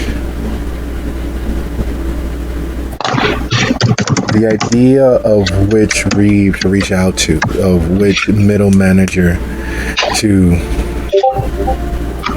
bring to start the ball rolling. Someone forceful and strong enough to withstand the pressures of working in a Byzantine manner. Someone with enough support that, if successful, could be a groundswell. Someone, and she lands on Mason. Unfortunately, being as things happened in Boise, and unfortunately, due to their having only run across each other periodically and sporadically, she needs to find this information. She needs to reach out to people who may be able to locate where he might be. His extended family. She finds herself at Old Treasures. Having ensconced herself in the affairs and activities of the Wan Kuei and the Hakata, she's not quite as aware as to the happenings with the actual full-fledged diehard anarchs as much as she would have liked to be. There's a problem with being a polymath when it comes to the social permutations of the world. You can't be all things to everyone. Eventually, there are certain things that will fall through the crack. Mason being one of them. Finding herself at Old Treasures, it is with no surprise, save that she was looking for Aaron. Who knows everyone, who knows how to get in contact with everyone, who has a network of spies, little animals, creepy crawlies, and things that float through the sky at her disposal. She finds herself at the bar of Old Treasure, waiting to speak with Aaron. Speaking of waiting to speak with Aaron, who stepped out for a moment to hunt peacefully this time, hopefully, Tyler finds that his bartender and slips down and, hey, boss, there's someone here looking for Aaron. I know she's not here, but you want to take it? All right, I'll take it. So, Tyler is probably... If the bar's open and everything, he's probably wearing the mask of 1,000 face. Because, yeah, guess I'll rouse for that.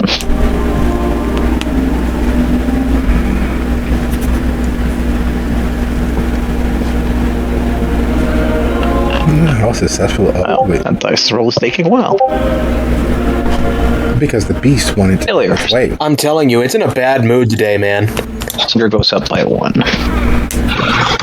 Alright, and then you'll add into the bar to see who wants to talk to Aaron. Because he has the mask up, obviously he doesn't look like his real charming self. He just looks like the most boring and blandest man you've ever seen. Somebody you almost forgot you seen a couple of minutes after. It is Hatsumomo, or Hatsumiyuki, that she's called herself here in Westphalen. Miyuki Momo. Alright, well, he'll make his way over to her. You know, she has had many times in the past actually been able to see through his mask. So he's kind of counting on that. I don't know if she wants to roll. Sure, I'll roll. What is the oppose? Yes, I guess I have to roll first, huh? Well, what's your half? Would be 3. Alright, there you go. Target number. 3 or better. Alright. And it's intelligence aspects, right? Resolve or wits normally. Yeah. Plus suspects, whichever one, you know. Okay.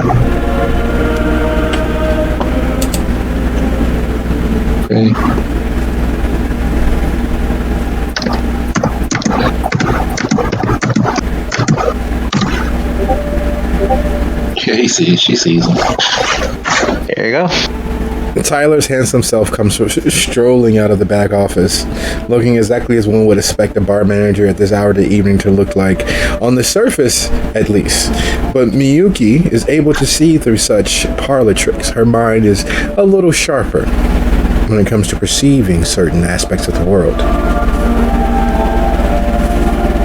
Tyler, handsome as always. I try. So, what do you want, Miyuki? What can I do for you? I wish this was a social call, but I need to locate someone. I need to locate Mason.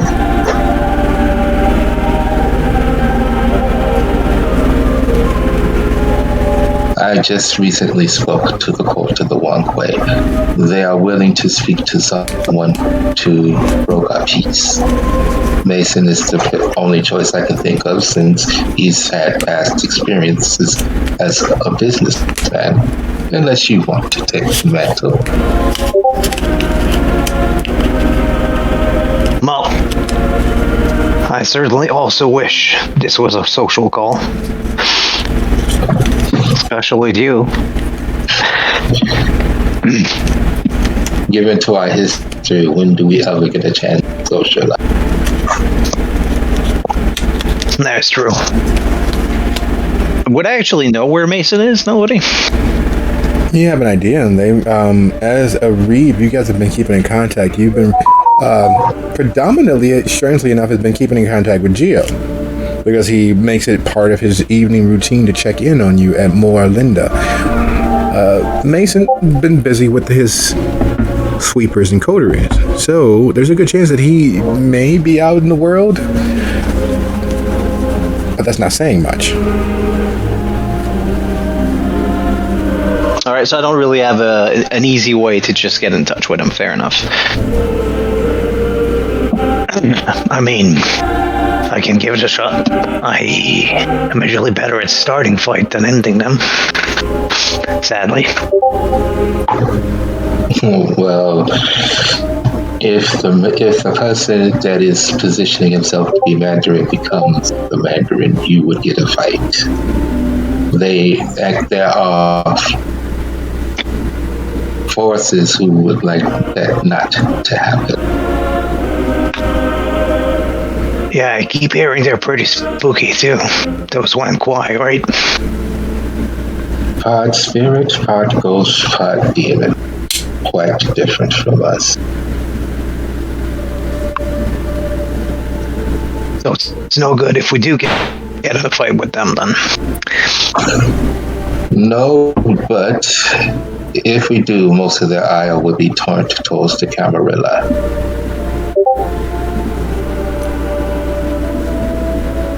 Well, they are a lot closer to them than to us, that's for sure. And where would this meeting happen? In Chinatown, of course. Of course. Look,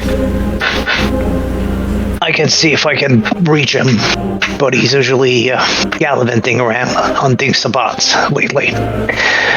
And let's head over there, I guess. See if we can do anything in case he doesn't show up. I could drive. Can you now? Yes. Elizabeth taught me. Oh, Elizabeth taught you. Yeah, no, I'm driving.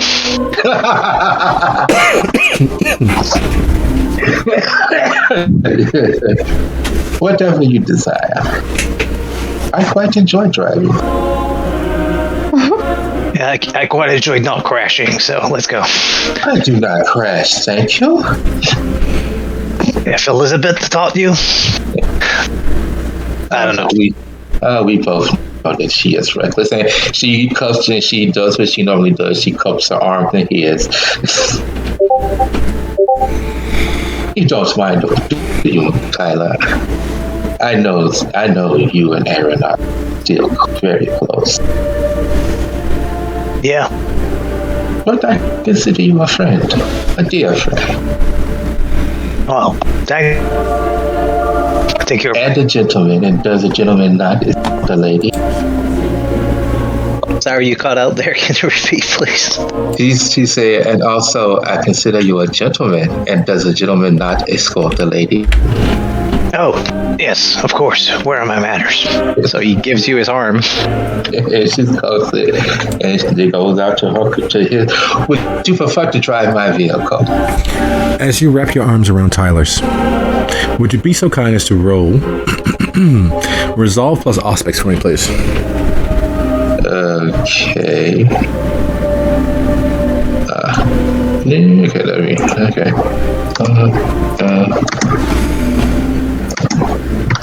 High as I can go. Yeah, high as you can go.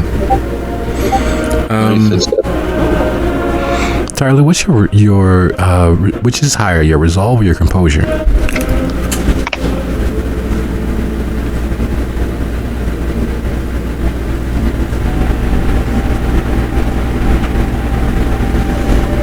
Tyler? Oh, me? Yeah. Sorry, I thought you were talking to Resolve and Composure is higher. All right, so you're able to keep a plain face, so you're able to at least not outwardly show. The moment that Miyuki wraps her arms around yours, saying, "But you are a gentleman," of course, a charge of electricity moves from her through you and back, completing a strange circuit of sorts. As the taser-like energy moves between you two, both of you watch as a mermaid swims up out of the deep recesses of the sea through the floor, the concrete flying away as if there was an explosive blast. Sitting there, the mermaid crawls up onto what little bit of the land is available between you and the door. In the doing, his face shifts and morphs, and before you is a Oni mask of absolute enmity. And it begins crawling towards you all, attempting to drain everything you are. You watch as it begins to drain away first your clothing, first your shoes, then your pants, then as bits of your dead flesh enter into its reach, it morphs into wine, and the demonic mermaid begins drinking it down, lapping it up, draining you of the ability to do more than watch as you are slowly consumed bit by bit by bit. Damn. Yeah. No way getting out of this, huh? Is this happening in the Old Treasure or as we're outside? Before you manage to make it to the door of Old Treasures to head outside, the moment that Miyuki wraps her arms around yours. Okay, does anybody see this? No one seems to be responding. They are oblivious to the consumption of you, the consumption of the two kindred who are here. I try to back away from her. From the mermaid or from Miyuki? Miyuki. As you step away from Miyuki, you see Miyuki for something you have never seen before. She is zombie-like, her eyes sunken in, dried grape-like orbs where her eyes are. You know that is in fact what begins to happen as the eyeballs have been exposed to air for far too long and no longer have oxygen or a blood source supply. You notice that the sunken and sallow cheekbones opening into a maw that seems to never end. You watch as her already disarmingly, ethereally beautiful form becomes monstrous in and of itself. As if she is possessed of all this semblance of death possible. Is the demon siren still there? No, it's fading away. And so is the deathly pallor of Momo. You are slowly being brought back to this moment where you are still arm in arm with Miyuki on your way out the door. Now, Miyuki, you've experienced the weight of visions and with the symbolism and symbology used in those visions of potential futures before, so you know that there is a cipher, something easily understood there, and yet you've never shared it with anyone else.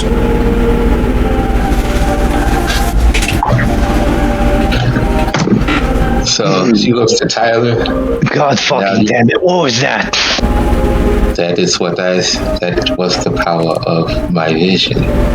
You saw it as well. Yeah, you can't say that. Was that you doing this? Yes, in a way. It's when I see again. Well, the power of sight is subjective. I can force it, or if the impression is strong enough, I just see it. Apparently, this is one of the moments where the impression was just so strong that I saw it. I had no control.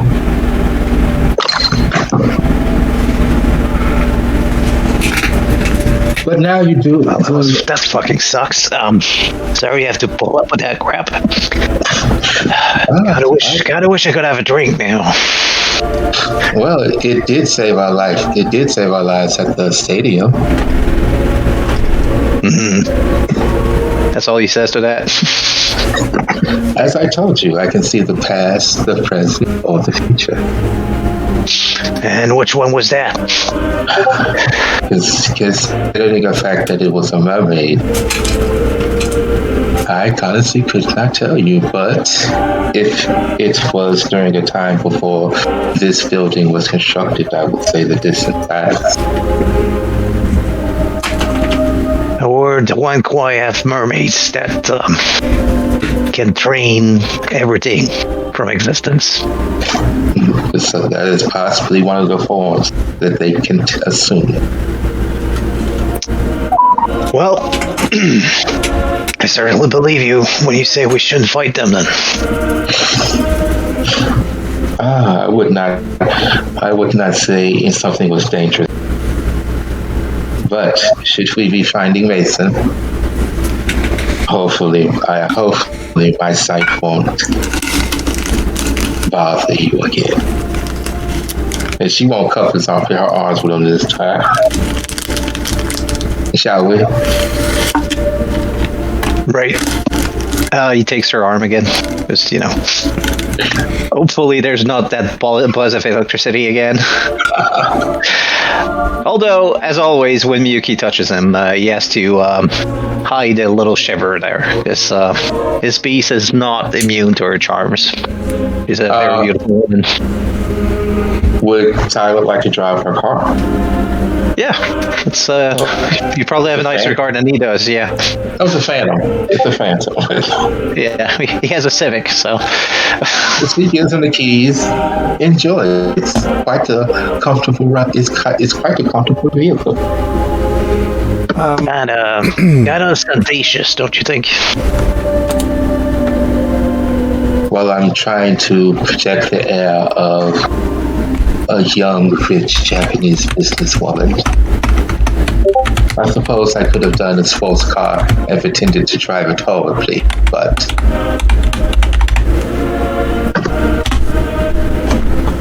that is not who I am. Give me 1 second. I'm getting a prompt. Now, just so that I'm aware, Tyler is roughly a child of the 80s. He was in his adulthood during that period of time, that epoch, right? Yeah, he was 35 years old when he was embraced in 89.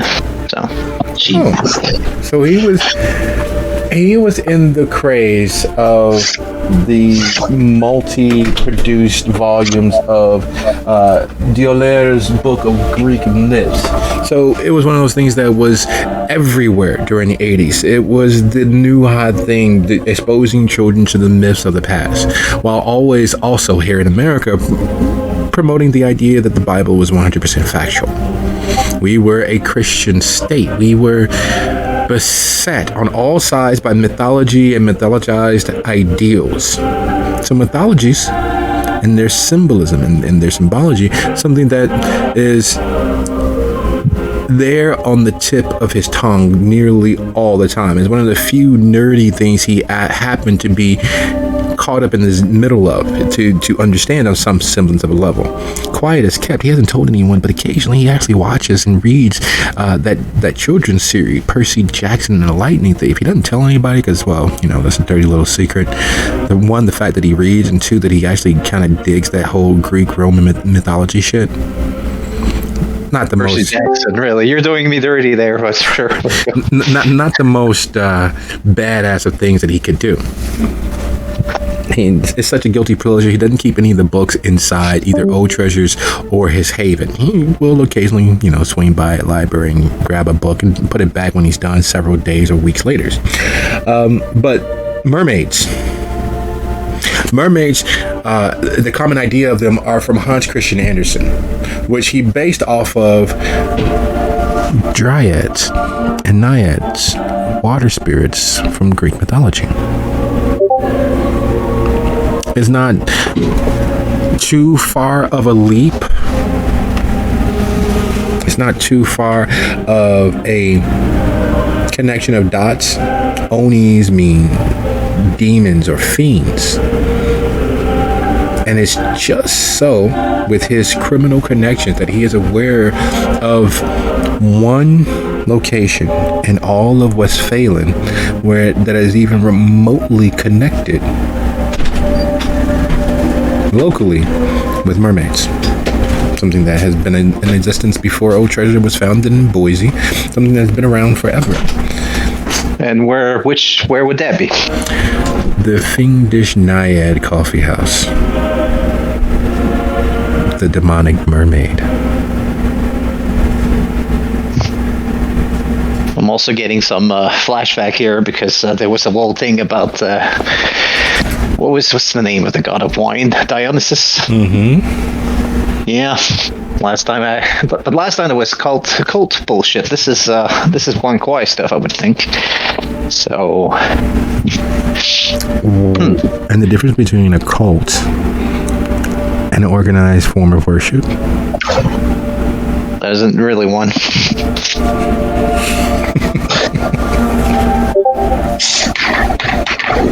All right, so I'm gonna tell. Well, is Miyuki back? Are you back? Yes. All right. So we just saw a mermaid, right? There's a spot here in Westphalen that is linked to mermaids. The fiendish Diad. Don't know if I said that right. Naiad, yeah. Naiad, there you go. Fiendish Naiad. Maybe we should head over there instead of going to Chinatown while we see if Volk Club picks up his phone. All right, but I believe we saw this thing attack. That's a good point, so maybe we shouldn't go there. We can investigate while looking for Mason. Just be on our guard. And speaking of being on your guard, Andres, you have arrived at the location. And as you're stepping out of your car, your assistant, your retainer, having moved around the car, secure in the air, keeping her eyes open, and letting you know there's another approach, and that this tent city is far too exposed, is far too potentially dangerous if anyone was attempting to do something horrendous and horrible to you. And Mildred, you watch as Andres steps out of his vehicle. What vehicle are you in?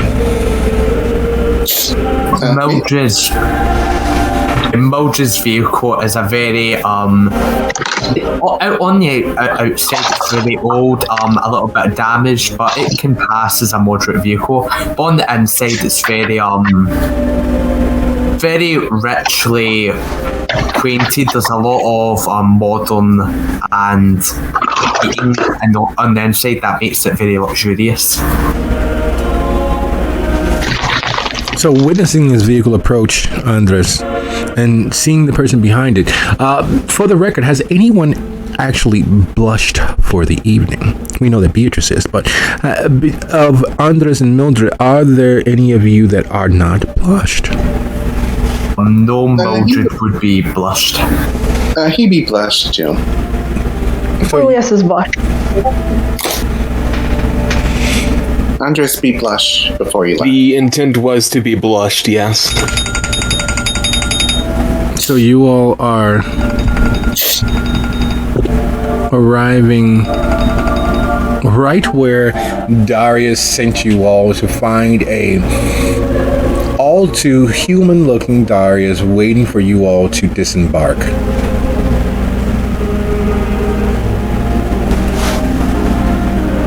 All right. Now then, I have 3 people that called me. 3 people are here? What? Hello? Who is this? It doesn't matter. So, 3, 2, 1, tell me your problems and we'll figure them out. Go. I need your help to move my store to the Highlands. I'm glad. I am not skilled in physical labor. No, not in that way. But you have the prince's ear. Surely. Okay. You can persuade her to have moved my shop in the Highlands. So you want me to risk being under the eyes and ire of the prince for you, whom has recently, as far as I'm aware, been subject to quite some interesting things. I will owe you a boon if you help. I am willing to cooperate with you for said boon, as there is numerous options that I can work with that. But that is not something that I can do tonight, unless... Now, what is it that you need, Mildred? Yes, perhaps I shouldn't be hearing your business. I'm sorry about that, but it's his business. I don't really care who I tell about that. What is it that you need?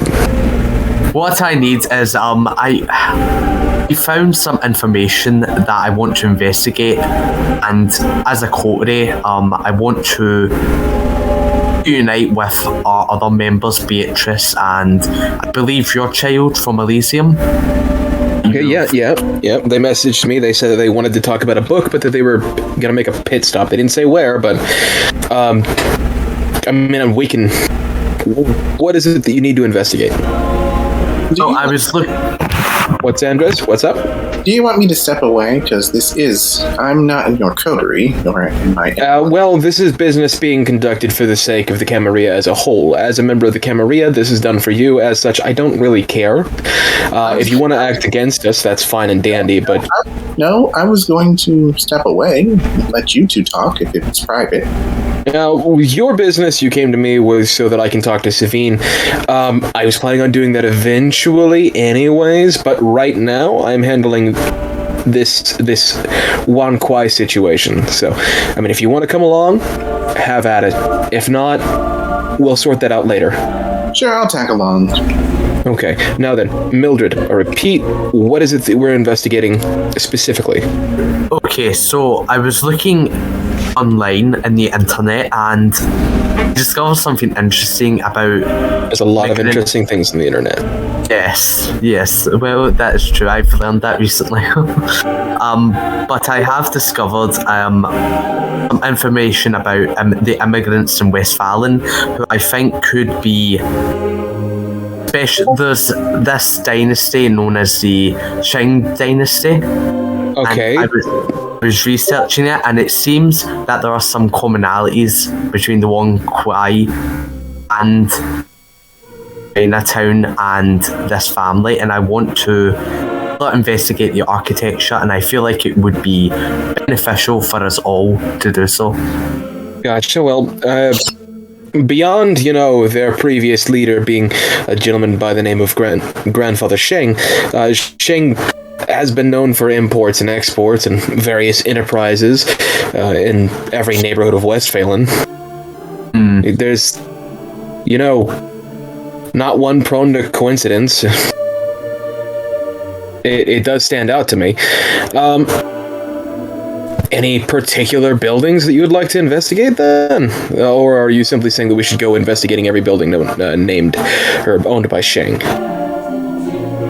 Well, every building I feel like would be good, but obviously for right now, I was hoping we could be conspicuous into Chinatown itself and look. Of course, we would need to be discreet. Have you contacted Beatrice? I haven't, but I can try. I don't know if they've got their phone on them right now. Should probably get them involved too. Okay, so first I'll send a message to Lilius. Hey, change of plans. Mildred is dragging me off to go investigate some buildings that have to do with a gentleman by the name of Sheng. And I've received a message from Fiendish Night Cafe. Solid. And apparently Beatrice is in something known as the Fiendish Naiad Cafe, and something interesting is happening in the basement. Do you know anything about that, Mildred? Question. No, I do not. I don't think I've ever been there before. Nobody. Is the Fiendish Naiad something registered under the name Sheng? That is quite interesting for you to make that assumption. You are absolutely in the right ballpark, because Sheng Enterprises has many buildings throughout the area of Westphalen. Save the wharf. All of their businesses are solely in Chinatown. In the wharf, there's only one property that they own, which happens to be the ground around and located at the Fiendish Naiad. I mean, this is one of the buildings that should be on our to-do list, so why not head out there? There's like a plan, and she looks to Andres and to Darius. Should he come with us? I don't Andres, I'm going to be perfectly honest with you. I have more pressing business. Your shop, while I do value its services, can be handled tomorrow night. Very well. If you would like to Andres, excuse me, I'm sorry. No, please continue on. But didn't you just say that there's no such thing as coincidence? We're here about a realty matter. Forces aligned against Andres himself. People who don't know how notable and noble he actually is, who are working to stymie his intentions to leave the rabble that are abounding all around. Do you know, a little less than 3 months ago, we had interlopers raid the Blue Thorn? That one? No, it sounds like a horrible thing, though. It was absolutely horrible. It's the reason for all this mess, and here you are talking about real estate and property, and you just said that there's no coincidence. Why wouldn't you have experts? Hang on, what did you say? You're talking a little too fast. I'm just saying that the troubles from those people who visited right before the incident at Elysium.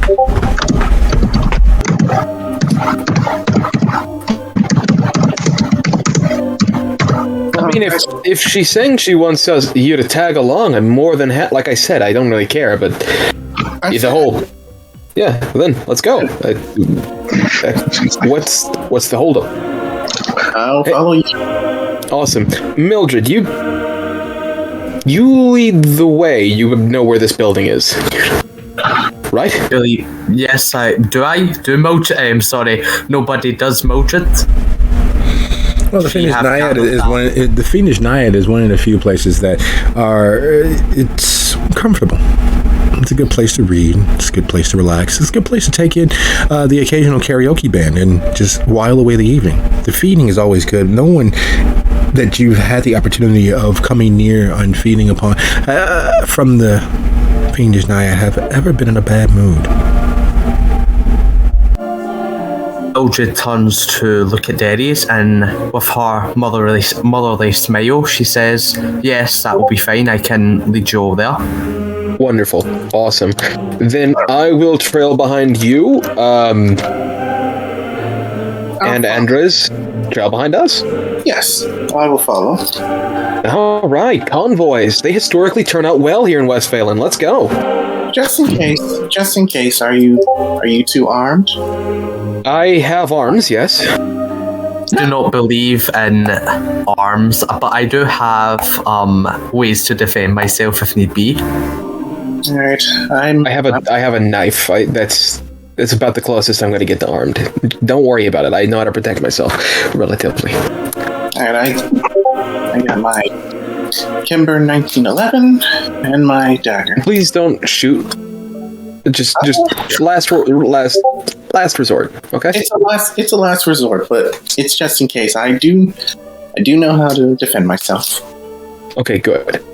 Wonderful. Running is always an option, everybody. Running is an option. Now then. Of course. Convoy away. Besides, what's happening here seems to be more depressing than I would like to admit. It'll sort itself out. I've left them all the entertainment that they need to have. Right. Andres will get in his Tesla and tell Isabel to follow Darius. Darius is coming. Mildred would get back into her car and she would lead the way. By the way, Darius, I meant to ask you one more question. Darius? Yeah, what's up? I don't suppose you know any good groups I can join. What do you mean groups? I'm not like fandoms. I know a few fandoms. It's very interesting the things that came about in the 20th century. Coteries. Oh, coteries. Well, it depends on what you're looking for. Something that's of my charm. Your charm. I mean, I don't know of any within the Camarilla that are interested in like fanciness currently. talking. Talking. Well, I mean, we are a group of this is quite literally a group of diplomats. We're in the process of investigating and trying to engage in diplomacy with the Wan Kuei. So if that fits your fancy, we can do an interview later. Just consider yourself in temporary membership while we are literally conducting the investigating and hopefully diplomacy that we were formed to do. All right. Just let me know when the interview will be. Well, it's starting now and it ends when I'm satisfied. So do your best, champ. All right. Well, let's go. Woohoo! Away we go. And with that, the group will load up into their cars and start heading towards the fiendish naiad, I suppose.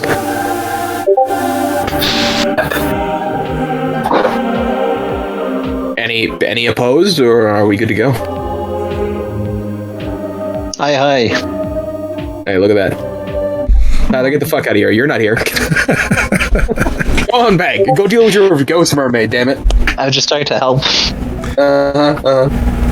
Trying to find Mildred is a very slow driver, so as she's leading the way. Oh, we're all Sunday drivers. It's very Sunday-ish. And that's the amazing thing about the modern world. You really don't have to be that great of a driver to navigate between cities, between distances, between the roadways as a whole. It is extraordinarily interesting that we live in a time, at least most modern Americans, where the active skill of actually being able to drive is a rarity. Unlike in most urbanized European nations, unlike most places in the extremes of the East Asian areas, there's not a national consensus as to what a safe driver is. The insurance companies use that justification for many things, including hiking up the rates. By enabling the ability to push the gas pedal and have an operating vehicle to be significant enough to allow one to have a driver's license. Most kindred don't have driver's license, but the older kindred typically are better drivers than most average Americans because they've actually had to practice and focus on that skill. Which is not saying all that much because Westphalen is a city like most American cities, most North American cities, it's a city dependent upon vehicular travel, cars, buses, trains, and all those sorts of things that require skill. And the vast majority of people don't have them. So it is with no undue surprise, no undue shock that you all managed to make it from the highlands all the way to the wharf, relatively unmolested. Quite a few fingers waved, quite a few yells, quite a few rabid drivers, but relatively, as far as things are concerned, no twisted or destroyed metal, no persons suffering contusions.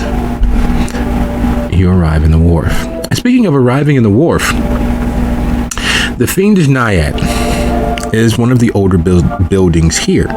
It has persisted despite the many changes of its immediate environment.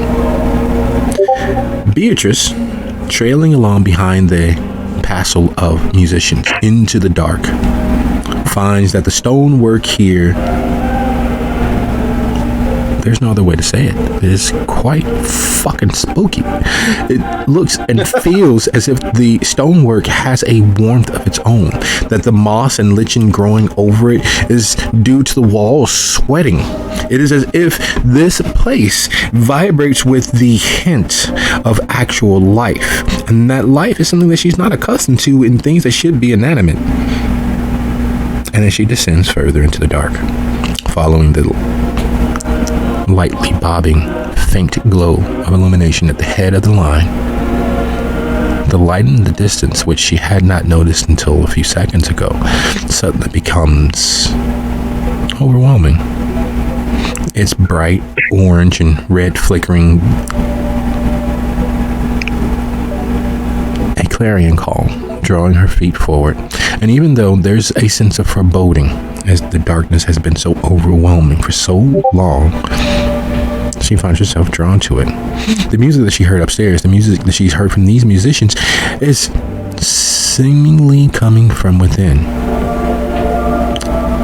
And as the chamber opens up to her, in the center of which is this huge vat that if she was involved with the distilling and fermenting of alcohol, she'd know was in fact a pot, a still, where the alcohol is rendered, where it is superheated and the ethers and the essences are pulled along several tubes to another area where they're cooled, and the essence of the alcohol is deposited, where it can be aged to absolute perfection, except for the liquid therein stirs something in her stomach, stirs something in the back of her mind, stirs something that she typically tries to ignore. And that something that is stirred is the beast itself, because it knows on several different layers what is in that pot, what is in that still, what is being transmogrified into something else. Would you be so kind as to roll your resolve and composure as the overwhelming iron-rich scent of blood pervades? Including hunger? Yes. Decent? High as you can go. No whammy, no whammy, no whammy. Stop. And you manage to keep your composure by biting down on your lips as hard as you possibly can. Unfortunately for Kindred, that is not necessarily a good thing. You have just revealed to those who are even remotely paying attention that you have the wherewithal to bite into your skin with all due ferocity as if you are a beast. Your silence, your composure, your restraint from diving headfirst into that pool as if your name was Scrooge McDuck and it was a pile of gold coins comes due your beast restraining itself. Comes due your fangs snicking into place as if they were switchblades. Comes due you tasting the gloriously sweet effervescence of your own vitae, keeping you from lunging forward through every obstacle between you and what's in that still. It is glorious. The scent is overwhelming. It fills the chamber and caresses you like a long-lost lover. And even though it beckons you on like the old cartoon smoke fingers, the lulling you up off your feet, causing you to float forward, you manage to hold your ground. It is with no strange vicissitude of fate that you manage to not shatter the glass-fronted piece of plastic that is your line of communication with the rest of the world. It is everything you can do to freeze yourself in place instead of react to that delicious, overwhelming scent of life. It's not just the blood. It is the fact that you know if you were to immerse yourself, if you were to bathe in yourself and drink it in through every pore of your undead flesh, you would be alive in that moment. You would be absorbing the very real soul stuff of the world. And it is too much.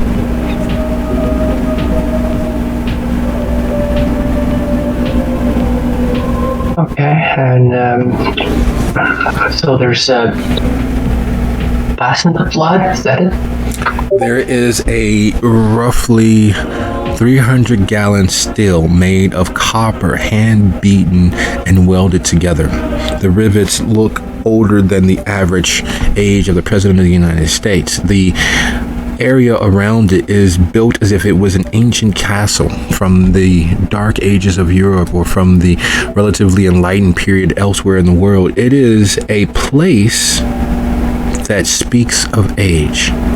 It is a place that realistically shouldn't be possible, because that means that still, that pot, and all of the tubings across the ceiling leading to another chamber had to have been built here in place, in this womb beneath the fiendish naiad.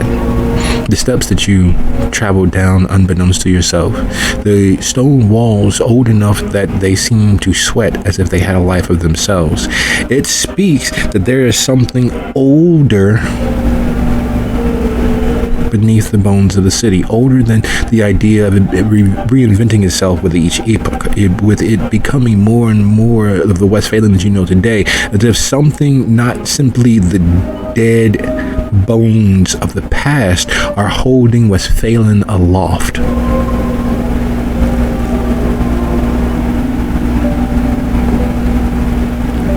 Okay, and are the two musicians still inside? They like to escape my. They are. They are. They're moving across the parapet between where you are past the still into the next chamber.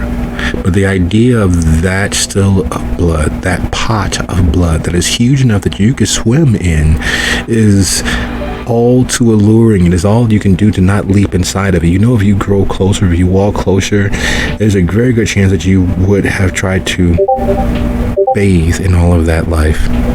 So frozen though you are able to move forward now at the moment, slowly passing the beast in you, working in concert to keep you from, well, drowning yourself in all that remains there. Okay. And are they acknowledging me, or they're just ignoring me? Are they still like indicating like me to follow them, or they're just? Oh no! Okay. And here's the thing: the idea of respect and privacy and distance, the decorum that they have exerted, does not change the fact that they very much do know that you are a monster. They very well do know that you are not the human they believed you to be. They very well do know, and yet they are continuing on their path. There's no quickened pace. There's no running for the hills. There's no natural response to being greeted with the reality that there's a supernatural element to the world. Oh, I'm not feeling any animosity from them?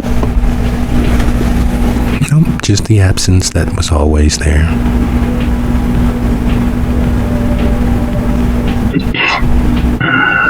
I'm having doubts. I'm having like feeling that I'm walking inside a trap. Excellent. Let's hold on to that feeling. Would you be so kind as to go ahead and roll your wits and intuition? Intuition? Sorry, awareness. Sorry. Awareness? Heightened senses or not? Sure. So, okay. I guess as I can do. Whoops. Wrong dice pool. 4.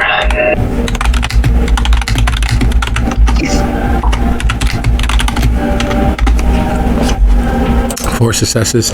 There is no way in hell this is not. There is no way in hell that this is not a trap. You revealing the fact that you are in fact kindred didn't change what they had intended for you, which means that they had something supernatural intended for you. And looking at that still of distilled essence of life being transmogrified, it is clear in your mind what may have been in store for you. The idea that whatever lay beyond at the final destination of the travailing of their travel will be the end of Beatrice. Beatrice will be stripped asunder, her flesh rent, and all that she is emptied into whatever is the precursor to that still of distilled life. And I will slowly walk away, keeping my eyes on them, and go back the way again. You know what's funny? As they have continued on, their steps not hurrying, moving at the same pace as it was, the moment you stop, so do they. The moment you begin to back away, to turn towards the way that you came, they more focusedly begin turning towards you. And it's only as they turn towards you that you are able to see the lead musician, 4 persons at the lead, that small flickering light that you followed at the lead of this line, at the lead of this chorus, is emanating from her chest. The reason why you weren't able to see her hands, not simply because of the robes, but because her hands are holding not only her robe in place like you would, a jacket or some such, but also holding her ribs, which are split open so that the heat and flame at the center of her being lighted their path.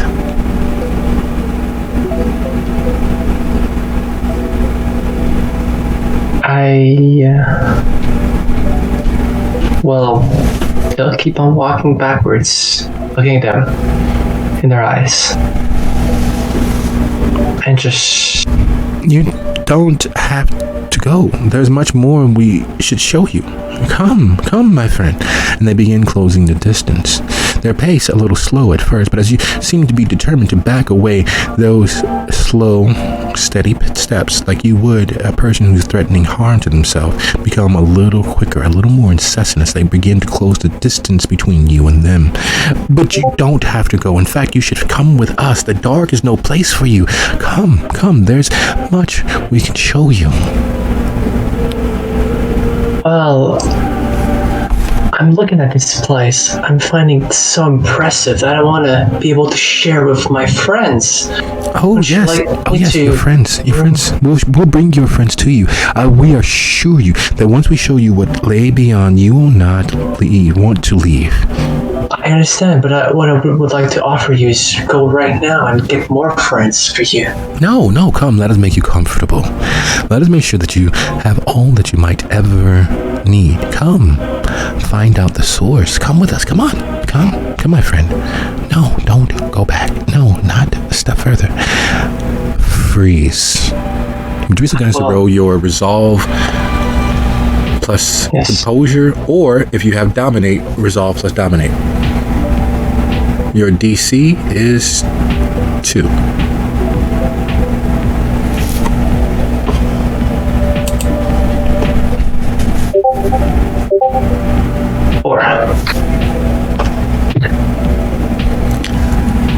You shrug off what should not be possible. The idea that something or someone else managed to slip past the cobweb of connection between you and all of the other visionaries of your clan, that something was able to reach at the center of your being and begin pulling and plucking those strings should not be possible.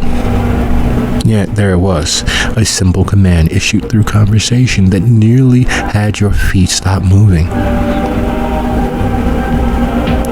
I keep looking at them as a sin, as isn't essentially as like unoffensive, like really gently, like really make it for maybe to make a roll for it, but I want to make it as if I'm really genuine about bringing more friends to them.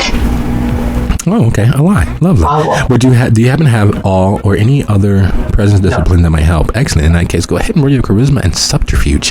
You have no basis to actually lie from, but you're attempting to use. I really mean this. Come on. I'm really going to bring more people. Just hang on, guys. I get this. Not manipulation?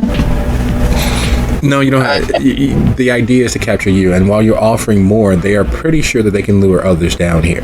So it's based on the strength of your ability to... Perfect.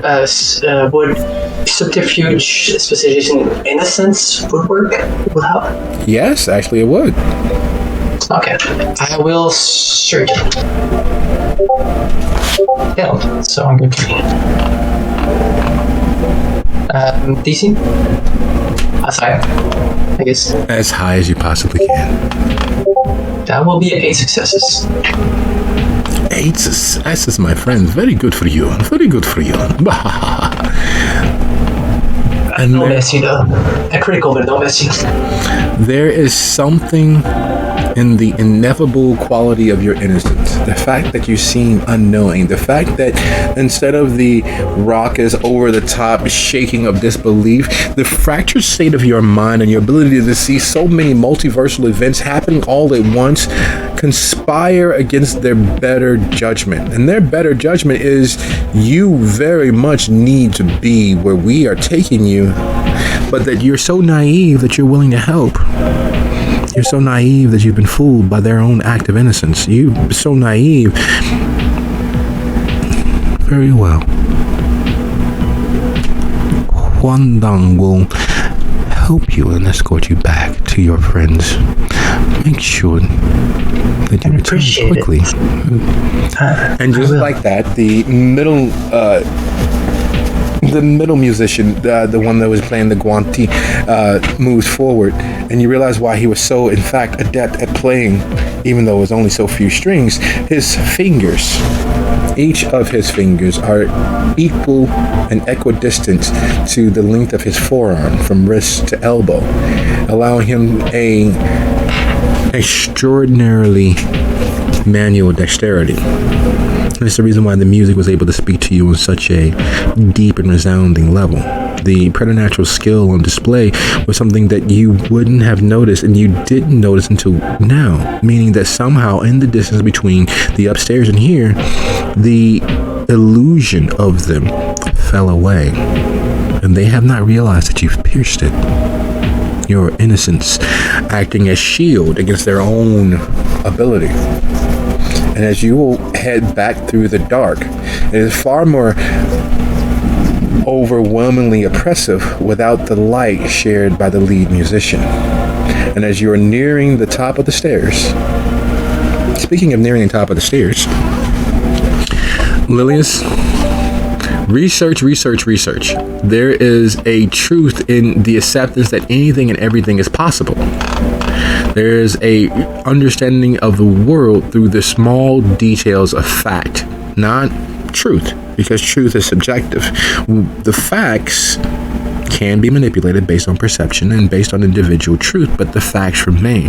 And that has been the key to your research. And the fact that these duplicitous old boomer kindred have willingly hid information is still riling you up. Now, the distance between where the Nielsen is to where the wharf is, where the fiendish naiad is, it gives most people the opportunity to blow off steam, to forget, to not be so overcome with their enmities, with their passions. Yet, for Lilius, her truth, her religion, her one guiding light of fact overall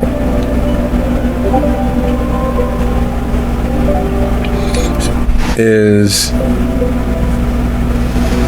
overwhelming. As she looks on the stone edifice of the fiendish naiad, its classic styling somehow all the more present now.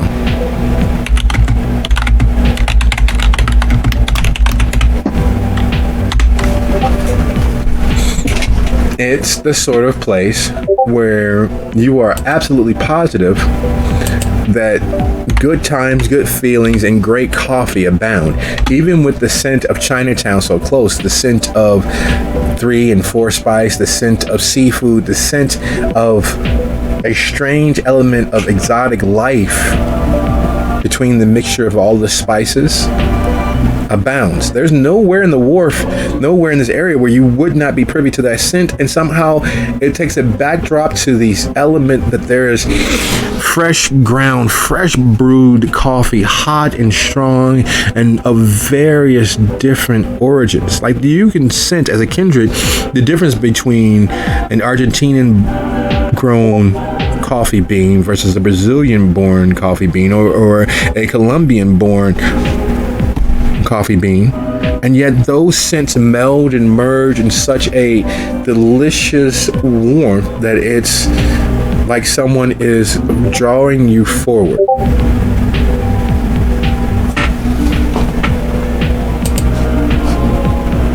Well, time to see what this text was about. Lilius goes in. As you make your way toward the door, there's a hand suddenly on your forearm. That is not the reason why I invited you down here. And standing there in the briefest of moment, in the flickering image of what you expect the average person in the wharf to look like, this tall woman who clearly has some rugged handsomeness about her reveals herself to be, in fact, a papery thin, pale Nosferatu. She's dressed in to be perfectly honest, a frock that would cost more than the entirety of your apartment. Her fashion sense is beyond reproach. However, unfortunately, the fact that she looks as if she is a skeleton barely clothed in paper, not flesh, is off-putting to say the least. There are strange tufts of hair growing about the top of her head and through portions of her face. Every time she speaks, there's a crinkling at the edges of her mouth where it looks as if she's giving herself a permanent paper cut each time she speaks. And though you don't hear so, it's hard to not imagine the sound of shuffling papers every time she speaks.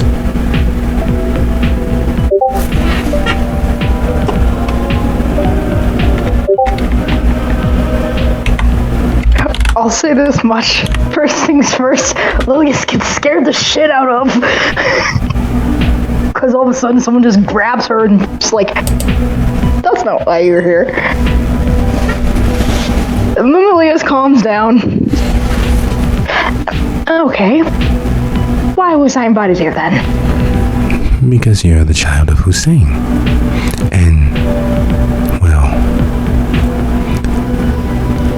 can we speak honestly? Go ahead. As his child, dear, you would be the easiest path to properly motivating him to provide a favor for me. I understand that he has access to various kindred, and I thought that you might feel safe here amongst the blue-collared people of the wharf.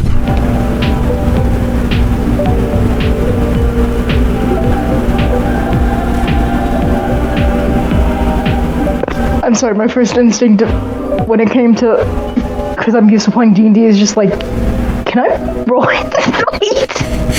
Because that's fucking weird.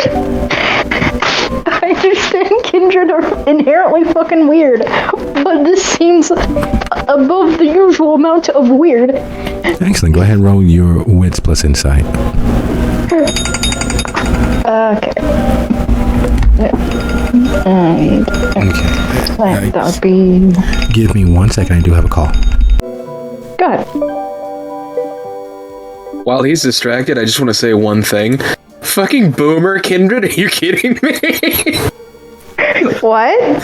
Whenever he was like, those boomer kindred, I was like, oh, no. Technically, Tyler is a boomer. And so is Darius, technically speaking. Yeah, I found it amusing that was the terminology he used. I do have one question. Who the fuck is Sandrine? Oh, it's the Nosferatu you're talking to. Or that's scaring you. Okay, fair enough. Yeah. I don't think Lilius would know that, though. Wait, Sandrine? What? Sandrine. Oh, Sandrine, okay. Yeah. To be fair, I've never met her. I've never met her in character either. I just remembered. I remember the description and oh yeah, that's Sandrine. You might be meeting her tonight. I will say that literally, she basically got fucking jump scared. Peekaboo. All right, so. Would there be any difficulty? As high as you can.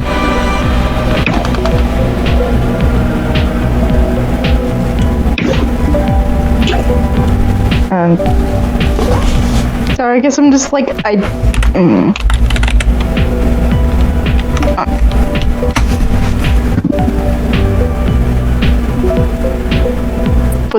Would the highest be 0?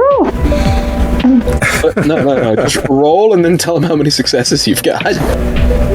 Oh, okay.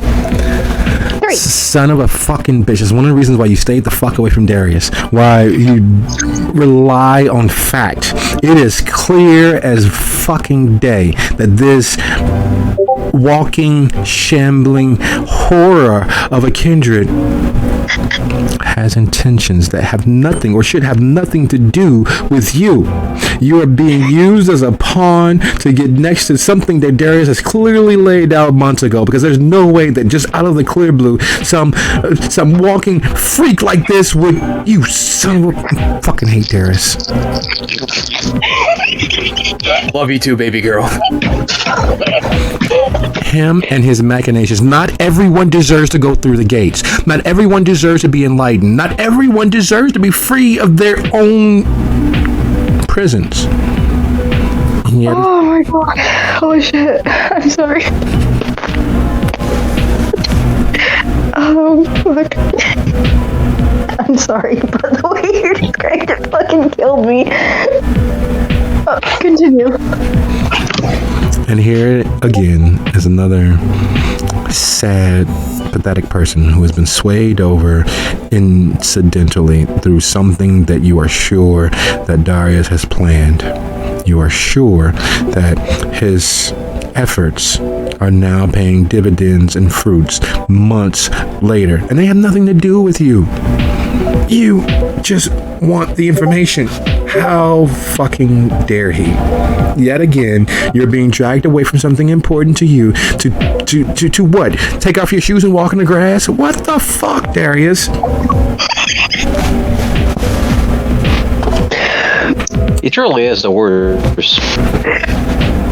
You mean the best, thank you. So needless to say, Lilius is fairly irate, just because it's like, alright, who is this fucking person? Why are they involving me?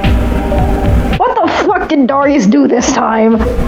Like she's thinking about some neighborhood kid who keeps throwing eggs at her fucking car. Oh, I'm glad that's how you see me. You cause as much trouble as one. Fuck. This would heave a fairly large sigh for her size. I understand this may be a bit much. This is the reason why I brought you here. The feeding here is, I understand, quite divine. Something about the soothing music and the hot coffee keeps most of their kind well disposed. And for this small favor for me, I've revealed to you a prime source of great hunting. Well, thank you. But of course, Now how am I involved in all this? a simple good word. A favor for a favor. Prime hunting territory outside of the realm of any other domain, with kind who are all so happily predisposed, caffeinated enough to be wakeful, happy enough to be malleable, and, well, as a relatively attractive kindred, you'd blend in perfectly. No one would even know that you were here. You'd be safe, secure, and able to hunt nearly to your heart's content, provided that you are safe. All that I ask is for a proper introduction. Each of the Elysiums thus far, he's walked right past me. He's ignored my presence. He's been busy with others. I would like this to change. A conversation. An exchanging of ideas. That should be easy enough. I am going to go meet him somewhere. Excellent. Would you be so kind? And she reaches into her clutch. She removes a multi-folded piece of paper that has been loosely sealed with actual wax and the pressing of a ring. When you visit him, would you be so kind as to speak well of me and return this to him? Right. So confused. Did I get a cougar after me unknowingly? Fuck up. You're gonna make me laugh. Well, pray tell, what name should I tell him? Sandrine, of course. I assist with the maintenance of staff during various Elysium events. I'm sure that some notice of my efforts at least would have crossed his path. Thank you for aiding me and doing this small boon for me in exchange for the boon of free hunting. Thank you. Oh, but thank you. It means the world to me. Have an enjoyable evening, Lilius. And as she turns to move away, the seeming falls back over her. A handsome, long-haired woman with long strides who has the poise of someone who is accustomed to all eyes being on them erects itself about her. And as she moves further into the crowd of tourists and locals who have come to the area to do their business, some because of work at this hour and mostly because they're entertaining themselves on the way to and leaving Chinatown, Lilius turns toward the door once more to open it, and in doing so, Beatrice is there, coming from what looks to be the corridor to the bathrooms, maybe? And accompanying her is a musician dressed in feudal Chinese garb. There's the small pillbox hat, the silken robes, the vest over which denotes their particular aspired house or household they are a part of. Why Lilius knows this, of course, is due to all of the number of research paths that she's traveled down, including the appropriate dress attire and what's actually period appropriate and why there was period appropriate, and the prevalence of silk throughout the bulk of the kingdom and how easy it was for them at that time to manufacture it and process it and turn it into a valuable textile that they sold around the world, and all of those many facets that most people would have simply glossed over that Lily is committed to her near encyclopedic mind.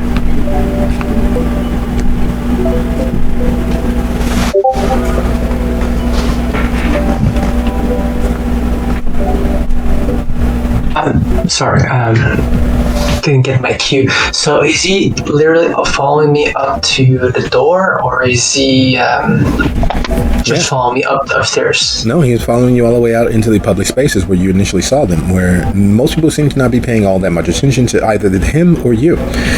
Okay, the public like into the bar itself. He's not accompanying me up to outside of the bar. Well, he's the cafe. Yes, he's accompanying you. He's at your back. He would normally be at your side, but there's not enough space on the doorway out.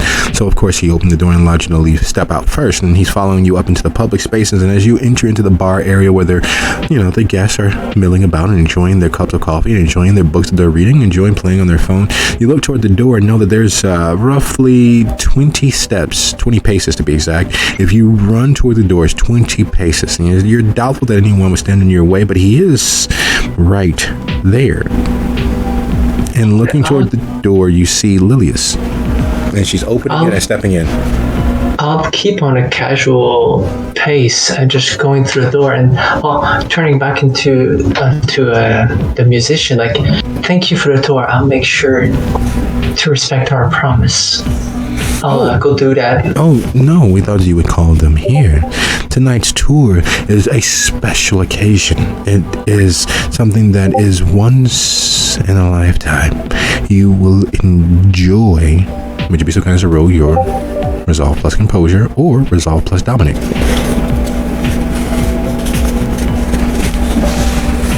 Your DC is 2.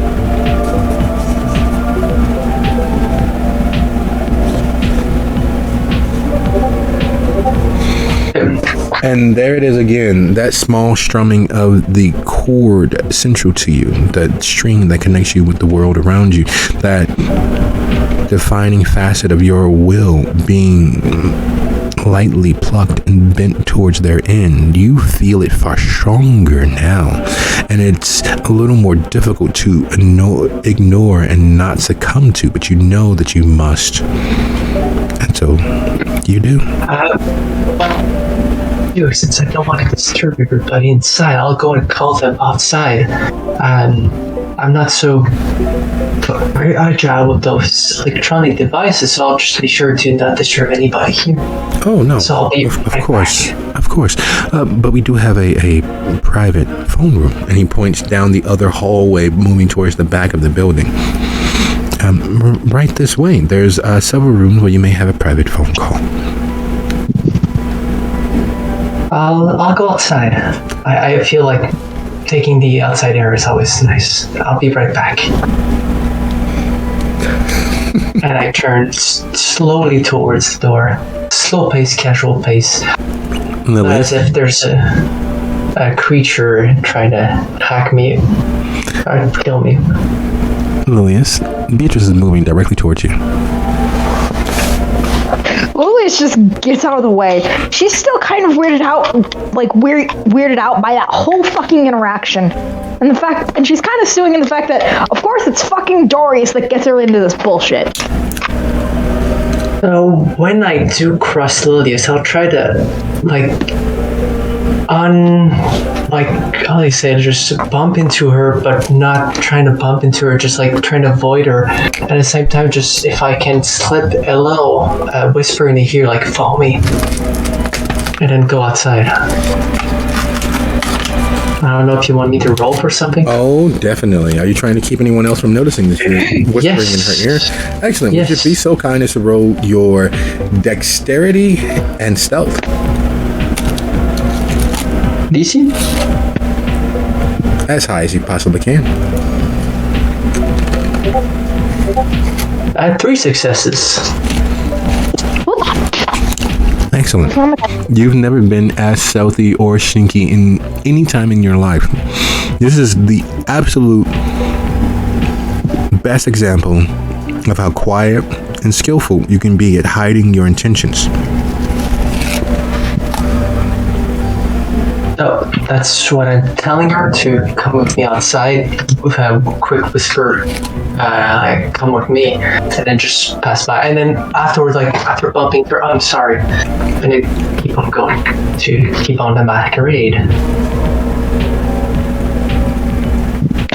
Obviously, she doesn't like the vibes. There was that whole weird encounter with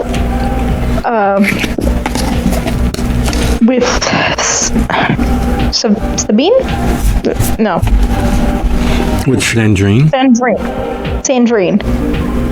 And it's I'd rather be around someone that is my coterie rather than a bunch of strangers. After that weirdness, and then be able to lambast Darius in front of God and everybody. So you're still about it, because, So you're still holding the folded up piece of paper with the wax seal. When Beatrice bumps into you and excuses herself and you heard her say, "Follow me," do you immediately follow behind her, or do you wait and try to put things together? Yeah, she waits for a moment just so that it, looks a little less suspicious of someone just all of a sudden fucking up and going. Lily's kind of full of exasperation, just, yeah, you're fine, fuck. And then just, for a moment, runs her hand through her hair, as a nervous tick. There's a period-dressed gentleman that you saw following close behind Beatrice, who's suddenly there at your elbow. "Pardon me, madam." And he opens the door, preparing to step out behind Beatrice.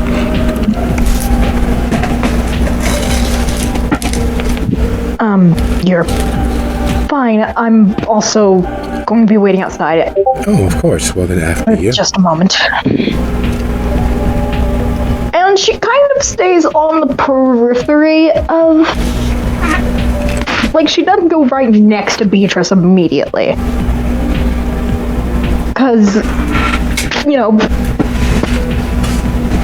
she doesn't know what's going on. She just wants a moment to just breathe. Yeah. After that weirdness. What I would do? What's the layout outside? Can I just take on the sidewalk and then, leave the periphery of the store? Maybe have an alley, close to it? Is there? Well, not too far. There is actually a cul-de-sac that leads back past the buildings. The street itself is actually faced northwest by southeast, running almost exactly parallel to the Pamlico at this point. It was clear that this is one of the many areas that was built to be supported by the river itself. So there's still lots of docks just to the northeast of where you currently are, and so the streets are aligned to run parallel and perpendicular too. Many of the cul-de-sacs and gangways between buildings either lead to the dock space directly or very close to it. So behind you, going in the northeasterly direction, is the river and the dock space, and behind the building spaces of this area, the main streets heading south and west of where you are. Okay. When I've passed the cafe itself, like outside of the lot, like in front of it, outside of the windows up front. Before I get in the alley, I'll just turn around, and is the guy got outside? Is he following us? Yes, he's closer to you than Lilius, but Lilius is standing slightly off-center watching you as he eases closer. You don't have to go around the corner. He's following me outside. He's following me outside. Yes, you don't have to go that far. It is quite all right. This is a safe space, and I will keep a watch over you. Come, stay here. It is absolutely perfect for you. Okay, then I'll grab my phone and call Darius. Darius, are you actually driving? Yes, which is... Oh God. Here we fucking go. There it Again?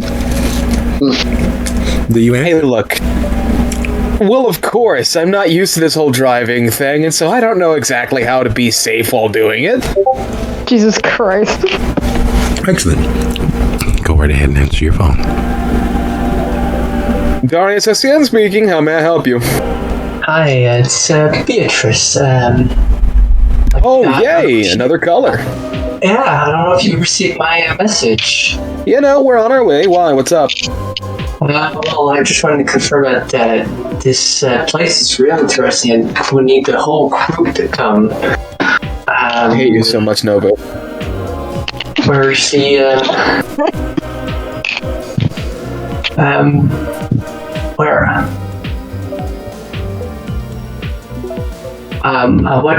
What's your estimated time of arrival?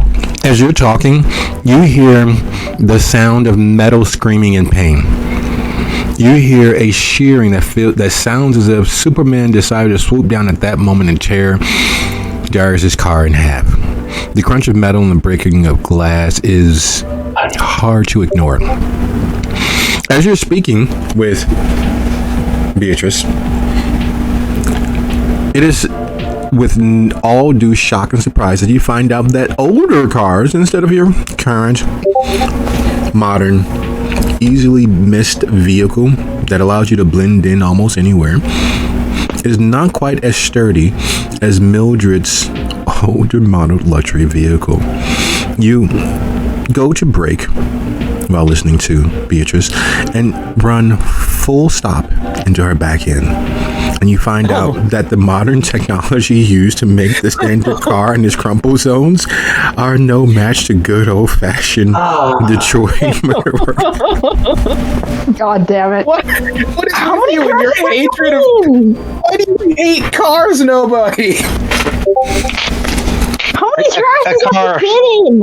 A car killed his parents, you know. So. I'm not the one that rode a one, my dude. What? I didn't. Darius, how many fucking car crashes have you been in at this point? I don't know. Was I supposed to keep track? I mean, it's actually not as bad as Nathaniel. So there's that, you know, silver lining. Went off into a gulch, okay? I went into, Beatrice's back end in a not so fun way. Mildred back in. Oh, Mildred's back end. Oh, even better. Goodbye, Mildred. Nobody. So the car's going. But anyway. So I saw the car crash. Yes, because you were following. Isabella. Now, is she driving or you? She. Okay. Would you do me a small favor and roll her drive? It is going to be 4 dice. Oh god, just that for a freaking phone call. 4 dice? Yes. Roll 4. The sound of anger and violence, it just completely overwhelms the call. She is a gifted ghoul. So, I guess I hear the crash again. Oh, Darius, are you okay? Successes? Roll as high as you can.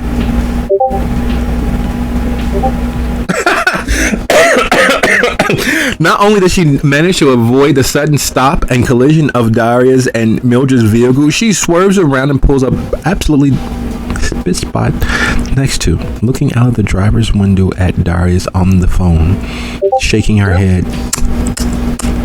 Oh yeah, no, I'm doing fine. Darius, what? Were you texting and driving?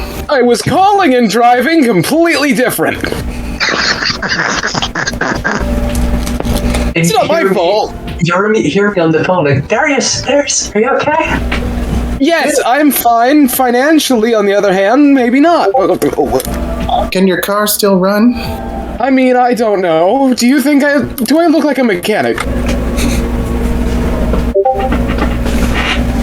Get in. Okay. If your car can't run. Yep. I'll just... Beatrice, we're on our way. Okay. Just abandons the car after taking off the plate. I'll call somebody to come tow this. Just... Mildred, are you fine? You pulled Nathaniel on that also. She also abandoned his car. Mildred, did you die? Oh, that'd be unfortunate. We've lost Mildred, the player, during taking into technical difficulties. So Mildred will effectively be following along, probably cursing up a storm. The fact that you rammed her so viciously from behind. He said he had to leave because of time issue. 963, no vehicle. Get in the back seat, Darius. Will do. And then I'll turn around to the guy like, my friend just had a car accident. I think I need to go and take care of him. I'm sorry, I'll go and deal with it and go and... Where are they? We will send assistance. We have associates throughout places. How close were they? I don't know exactly. I need to coordinate, but I'll leave right now. And don't worry, I'll be back. And I'll... Would you be so kind as to go ahead and roll your charisma and subterfuge? Innocence again? I'm still playing the innocent girl. Yes. Okay. I'll take it. 4 successes. You're right. We should go help your associates. Lead the way. I have a vehicle not far. Come with me. I can have you there fairly shortly. I know many of the back roads. Do you remember where they might have been travailing from? We might be able to intercept them. Come quickly. I'll look at him in the eyes and say, I'll figure a way to go and use compel. Oh, sorry. I'll go so by your own mean and compel.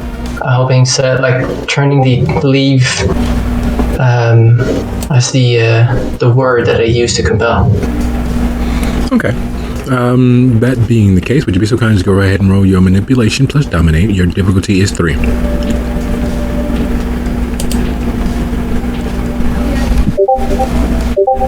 I have 3. Nice. He freezes as there is an effort to resist the power racing through him. But as per your suggestion, he will let you go alone. There's something wrong with doing so, and he understands that there is, but that is the best option available to him in the moment. He's not sure why that is the case. It should not be the case. You should not be out there on your own, out of his sight. Yet he freezes, his mouth slightly open. It's clear that he is confused and confounded why he believes this is the best course of action. And Lilius, you watch as Beatrice begins moving further and further away very quickly and almost manically away from the gentleman who has been shadowing her like an overprotective big brother. Good for her. Wait, I must have also heard the fucking car crash. Yes, you've heard Beatrice's side of the car crash. What? So are you alright? Are you alright? And then me explaining that he had a car crash. So Darius? Darius? Pardon? Are you bleeding? No. Maybe. That's the wonderful thing about being half dead. Pain doesn't exactly transfer the same way. No, it doesn't. And speaking of transferring pain, Miyuki, Tyler. yep. You all are easing into the wharf, unaware as to. I'm not sure if either of you have had the opportunity to meet Lilius or to meet Beatrice, but Miyuki, you know an adjutant to the court when you see one.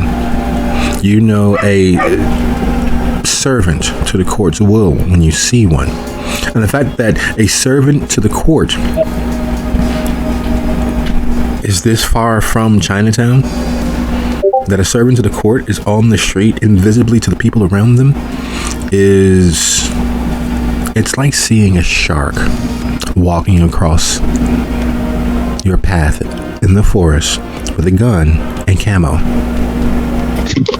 I think just seeing a shark walking is enough to freak me out, but yeah, the rest of it.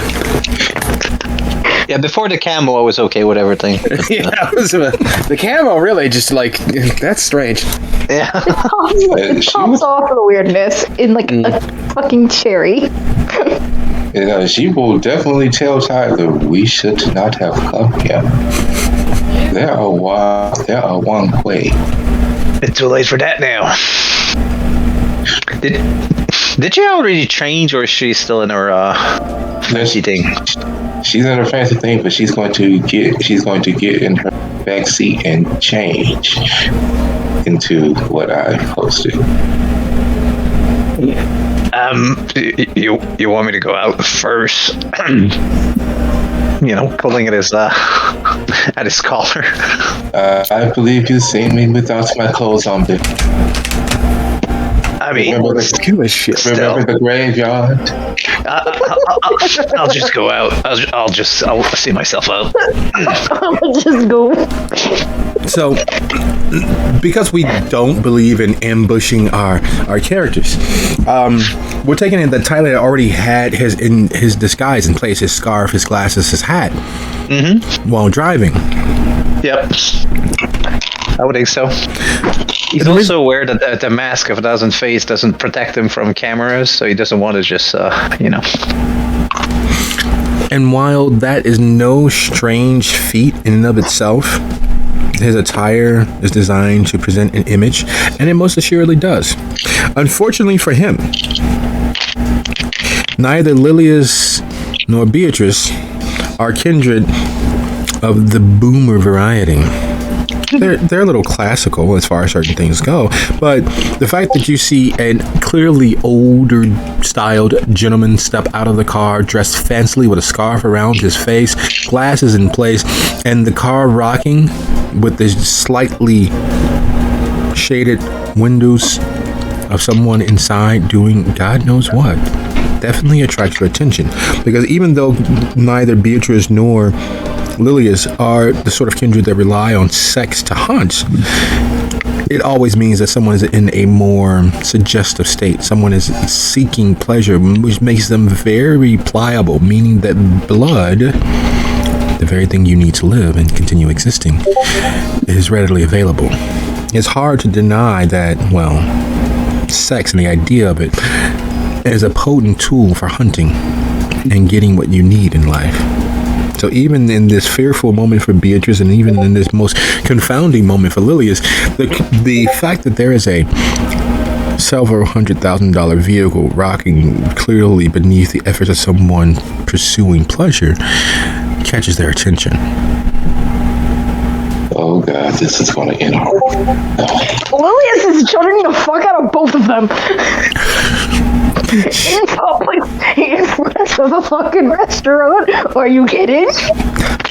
She's judging them both. She doesn't say anything, but she's fucking side-eyeing the shit out of them. Just to situate myself here, how close are we to the car crash? Because we just drove here, right? Yes, you drove across the round from the southeastern portion, and they were traveling through from the highlands, so they're coming south from this side of the river. Yeah, we wouldn't even seen it. All right, so we're not aware of it. Yeah. And we're in front of the cafe, right? Yep, the Fiendish Naiad. All right. So my mask of 1,000 Faces is not up anymore, right? No. Do I see Tyler? Do I recognize him? Have you met Tyler? Yes. Oh, well then yes, you do know that is in fact Beatrice. Yeah, well, I don't think we actually introduced ourselves, but we saw each other. We did at the end. At the end, when we were talking in the street, and I was calling you Mr. Monster. Oh, yeah. Mr. Monster Man. Yes. Yeah, the last thing he told you was fuck off. That's true.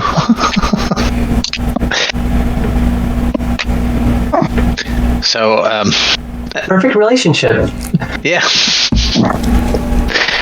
As Tyler sees Beatrice, he just gives her a nod, but doesn't say anything. To perfectly paint the picture, as he's parked across the street with Miyuki changing in the car behind him, it's gently rocking as she moves clothing and starts applying more. Having notified him that there are Wan Kuei here, he sees Beatrice hurriedly moving away from the only source that may in fact be a Wan Kuei. Does he have auspics?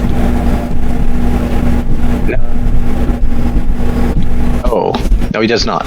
So he sees someone LARPing, being a member of some old Chinese martial arts flick that he's seen. But that's the only person nearby that may have been or easily perceive can perceive as Wan Kuei. Bullshit there. Yeah.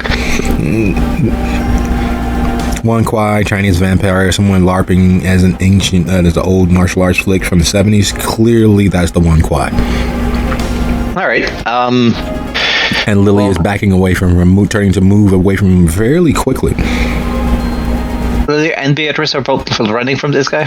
No, Beatrice is, yes. Have you met Lilius? No, I don't know her. No. Beatrice and Miyuki are the only two people I know in this group, so... If I do see Tyler, I do recognize Tyler, like I'm just quickly passing in front of him and dashingly walking fast on the streets. You shouldn't go in there. What's in there?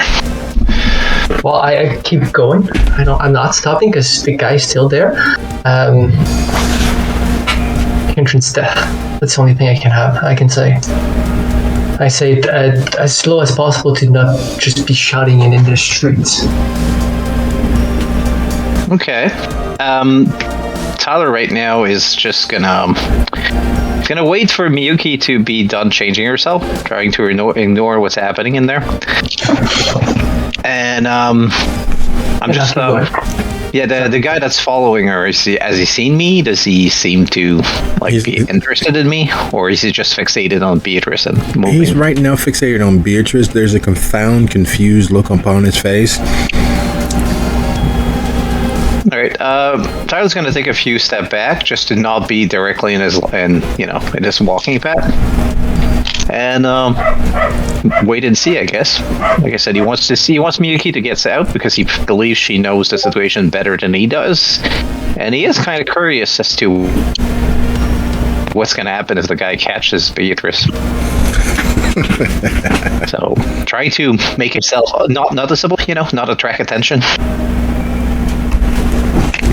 Excellent. So he moves out of the direct line of easy sight of the gentleman, watching as Beatrice cuts across the street, moves past the Phantom, and begins to try to get lost in the crowd of the wharf, the tourists, locals, and what have you, trying to disappear when she's supposed to be heading after a car crash. Her friends, her associates, who are pulling up very this moment, parking right behind the Phantom.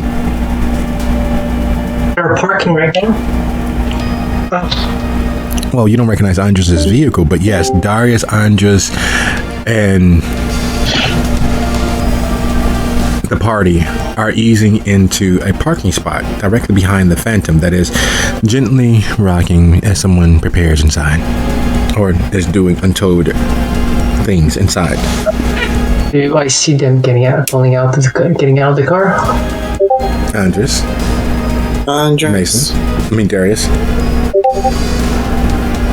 All right. The moment we get out, or the moment we stop this rolling death ball of pain and suffering, very hurriedly would step out of the vehicle. I'll get out. Well, Isabella, wait in the car. If you get bored, drive around, okay? Of course. Of course. Yes, no problem. I'll be here. Do you need some cash for food if you're hungry? No. I believe I'm fine. All right. if I do see them, I will come back, not wanting them to see their den. I would have that in my conscience. So I'll turn back. Just like hands on knees, bending over, going, "Oh man, whew. I gotta get used to that. Not the crashing bit, the driving bit." Maybe you should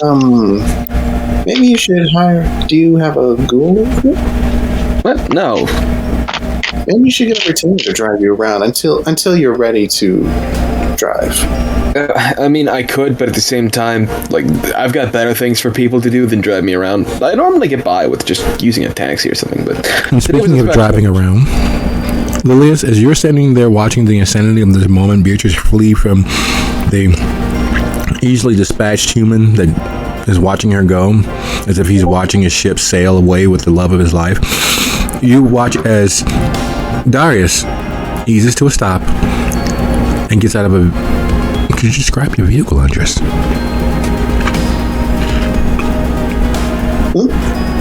Describe your vehicle.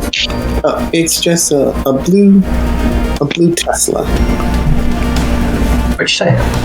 Oh, one of those must cross S3 next. It's a blue Tesla. Yes, one of those gaudy, over-the-top tax shelters of the rich and famous. So X. Okay.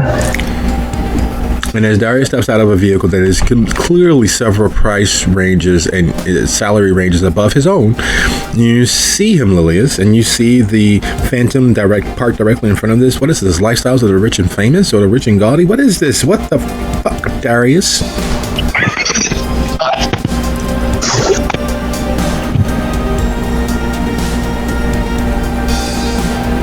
I'll try to rush back and to the action. Having followed your compelled to the letter of the law, allowing you to go, and you returning, snaps him back into the moment. He frowns, looks at the vehicle that you're approaching, and begins to cross the street. Okay, I approach the group, and I say, "This is not safe for us. We need to get out now. That guy's dangerous."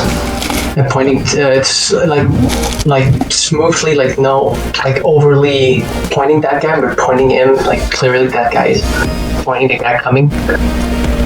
Tyler really misses Aaron now because he never has to like wait that long for her to get ready. I was waiting on the storyteller letting me know when my cue was done. I mean, she's not a slow dresser. She'd be out the car by now. Who's Beatrice talking to? The group. You guys, like Darius, Andres, Beatrice. It's been a while. It's been a while. Hi, Beatrice. So what was it you needed us for? We need to get out of here. That guy's dangerous. Well, it's a person. Just deal with them. And as you're hearing this, Miyuki and Tyler, the gentleman dressed as a LARPer from a 70s karate exploitation film is crossing the street, seemingly headed towards Beatrice and the party of individuals that she's associating with, while Lilius watches on from across the street. Miyuki, you know for a fact that as a servant of the court, actions taken against this person will probably be seen severely because it's much the way that Kindred perceive retainers. You handled or mishandled my property.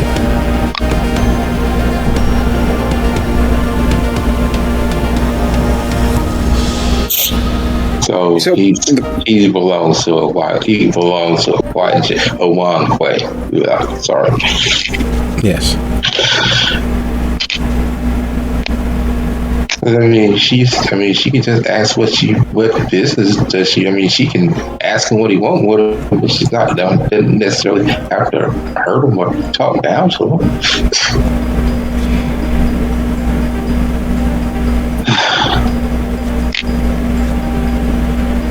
Could, should, possibilities all abound. As he's approaching, what is it that you all are doing? Well, I would like to. Sorry, go ahead. You start what? As he's approaching, what is it that you all are thinking of doing? No, I was asking what Beatrice said. I would like, if he's coming towards us, I would turn a bit towards him, not looking in the eye, and get ready to tell him to wait for us inside.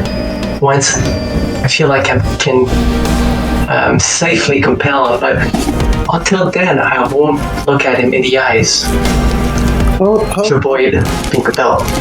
And I tell you guys, don't look into the eyes. Sorry, I'm mumbling. Sorry. Okay, good to know. Hold on. You're saying don't look into his eyes? Yes. All right. And at the utterance of "don't look into his eyes," I'm assuming that gives us enough tertiary details to be like, "Oh, this isn't a normal person." Yeah. All right. I have my shades on, but I'm gonna close my eyes if he comes. Do you want me to handle the negotiations here? You know what? I'll do that. I will step forward. I can assist you if you want. Yeah, perfectly. I will go and attempt to talk to this individual as they are approaching, but not going across the street myself. Sticking with the group. I'll go with him as well to assist. Because I have no idea what the fuck is happening. All I know is this individual is, following them. And I know that man. I do say to Darius, Who is he? make sure you have your hand on your weapon just in case this goes ugly. His name is Darius. He's with the Camarilla. But I do go with Darius to assist him with the negotiation. No, we're not, I'm not trying to separate myself from the group. I'm essentially interposing myself between Beatrice and the rest of them. As you all... Continue. That is... Phone call on my part. I'll have to take that in a moment. So we're unfortunately going to be ending on a bit of a cliffhanger. As he approaches, he simply stops far enough away, inclines his head.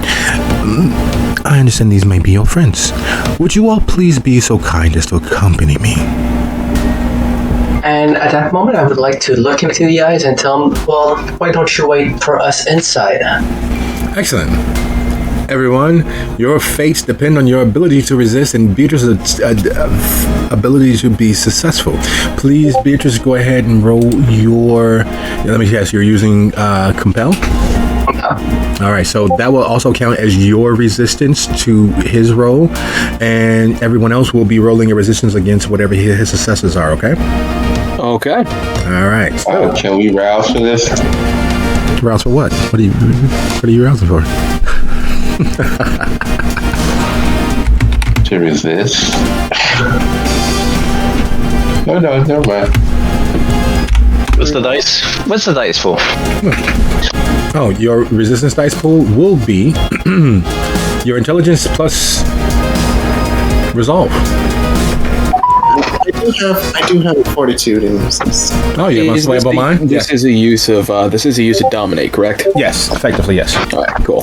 I do have a fortitude. Excellent. Yeah, so unswayable mind will definitely apply.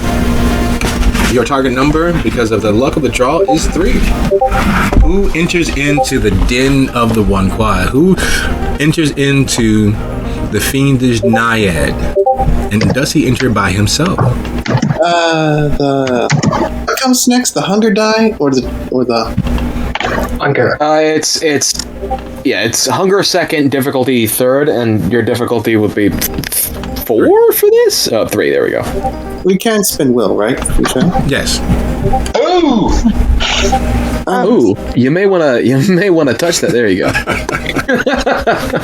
Exactly 3. Do I have to roll since I'm Yes. across the street? Yes. Okay. You are in the area of effect. Oh, okay. 3 successes. So, I have 4, by the way. Nobody. I definitely see that. and a difficulty of 3, right? Yes. Oh, Hell yes! You strong-willed kindred of the West, you all managed to withstand a seemingly unstoppable force, because without making eye contact, the very ethers and essences of this Kuei Jin permeate the area, nearly bending you all to his will. At least that's the thought in his head, because he's quite strong as far as he's concerned. And as he turns around and heads back into the fiendish Naiad, he is under the impression that you all are amongst the 3 mortals who are following behind him as he enters inside. As the door closes, Beatrice is infinitely aware that you all have managed to escape the falling of the executioner's axe, because she's aware that something down there underneath the fiendish Naiad is being rendered into something else, being transmogrified, and that thing that is being transmogrified is life, and that life, in facsimile of that, can only come from one source, either kindred or humans or both. And with that, unfortunately, I must leave you on a cliffhanger for you to decide how you all will approach the fiendish Naiad in post. I thank you all for a lovely episode, and I will see you guys in text fairly shortly. Good night, everybody. Good night. Yeah. Sorry for not.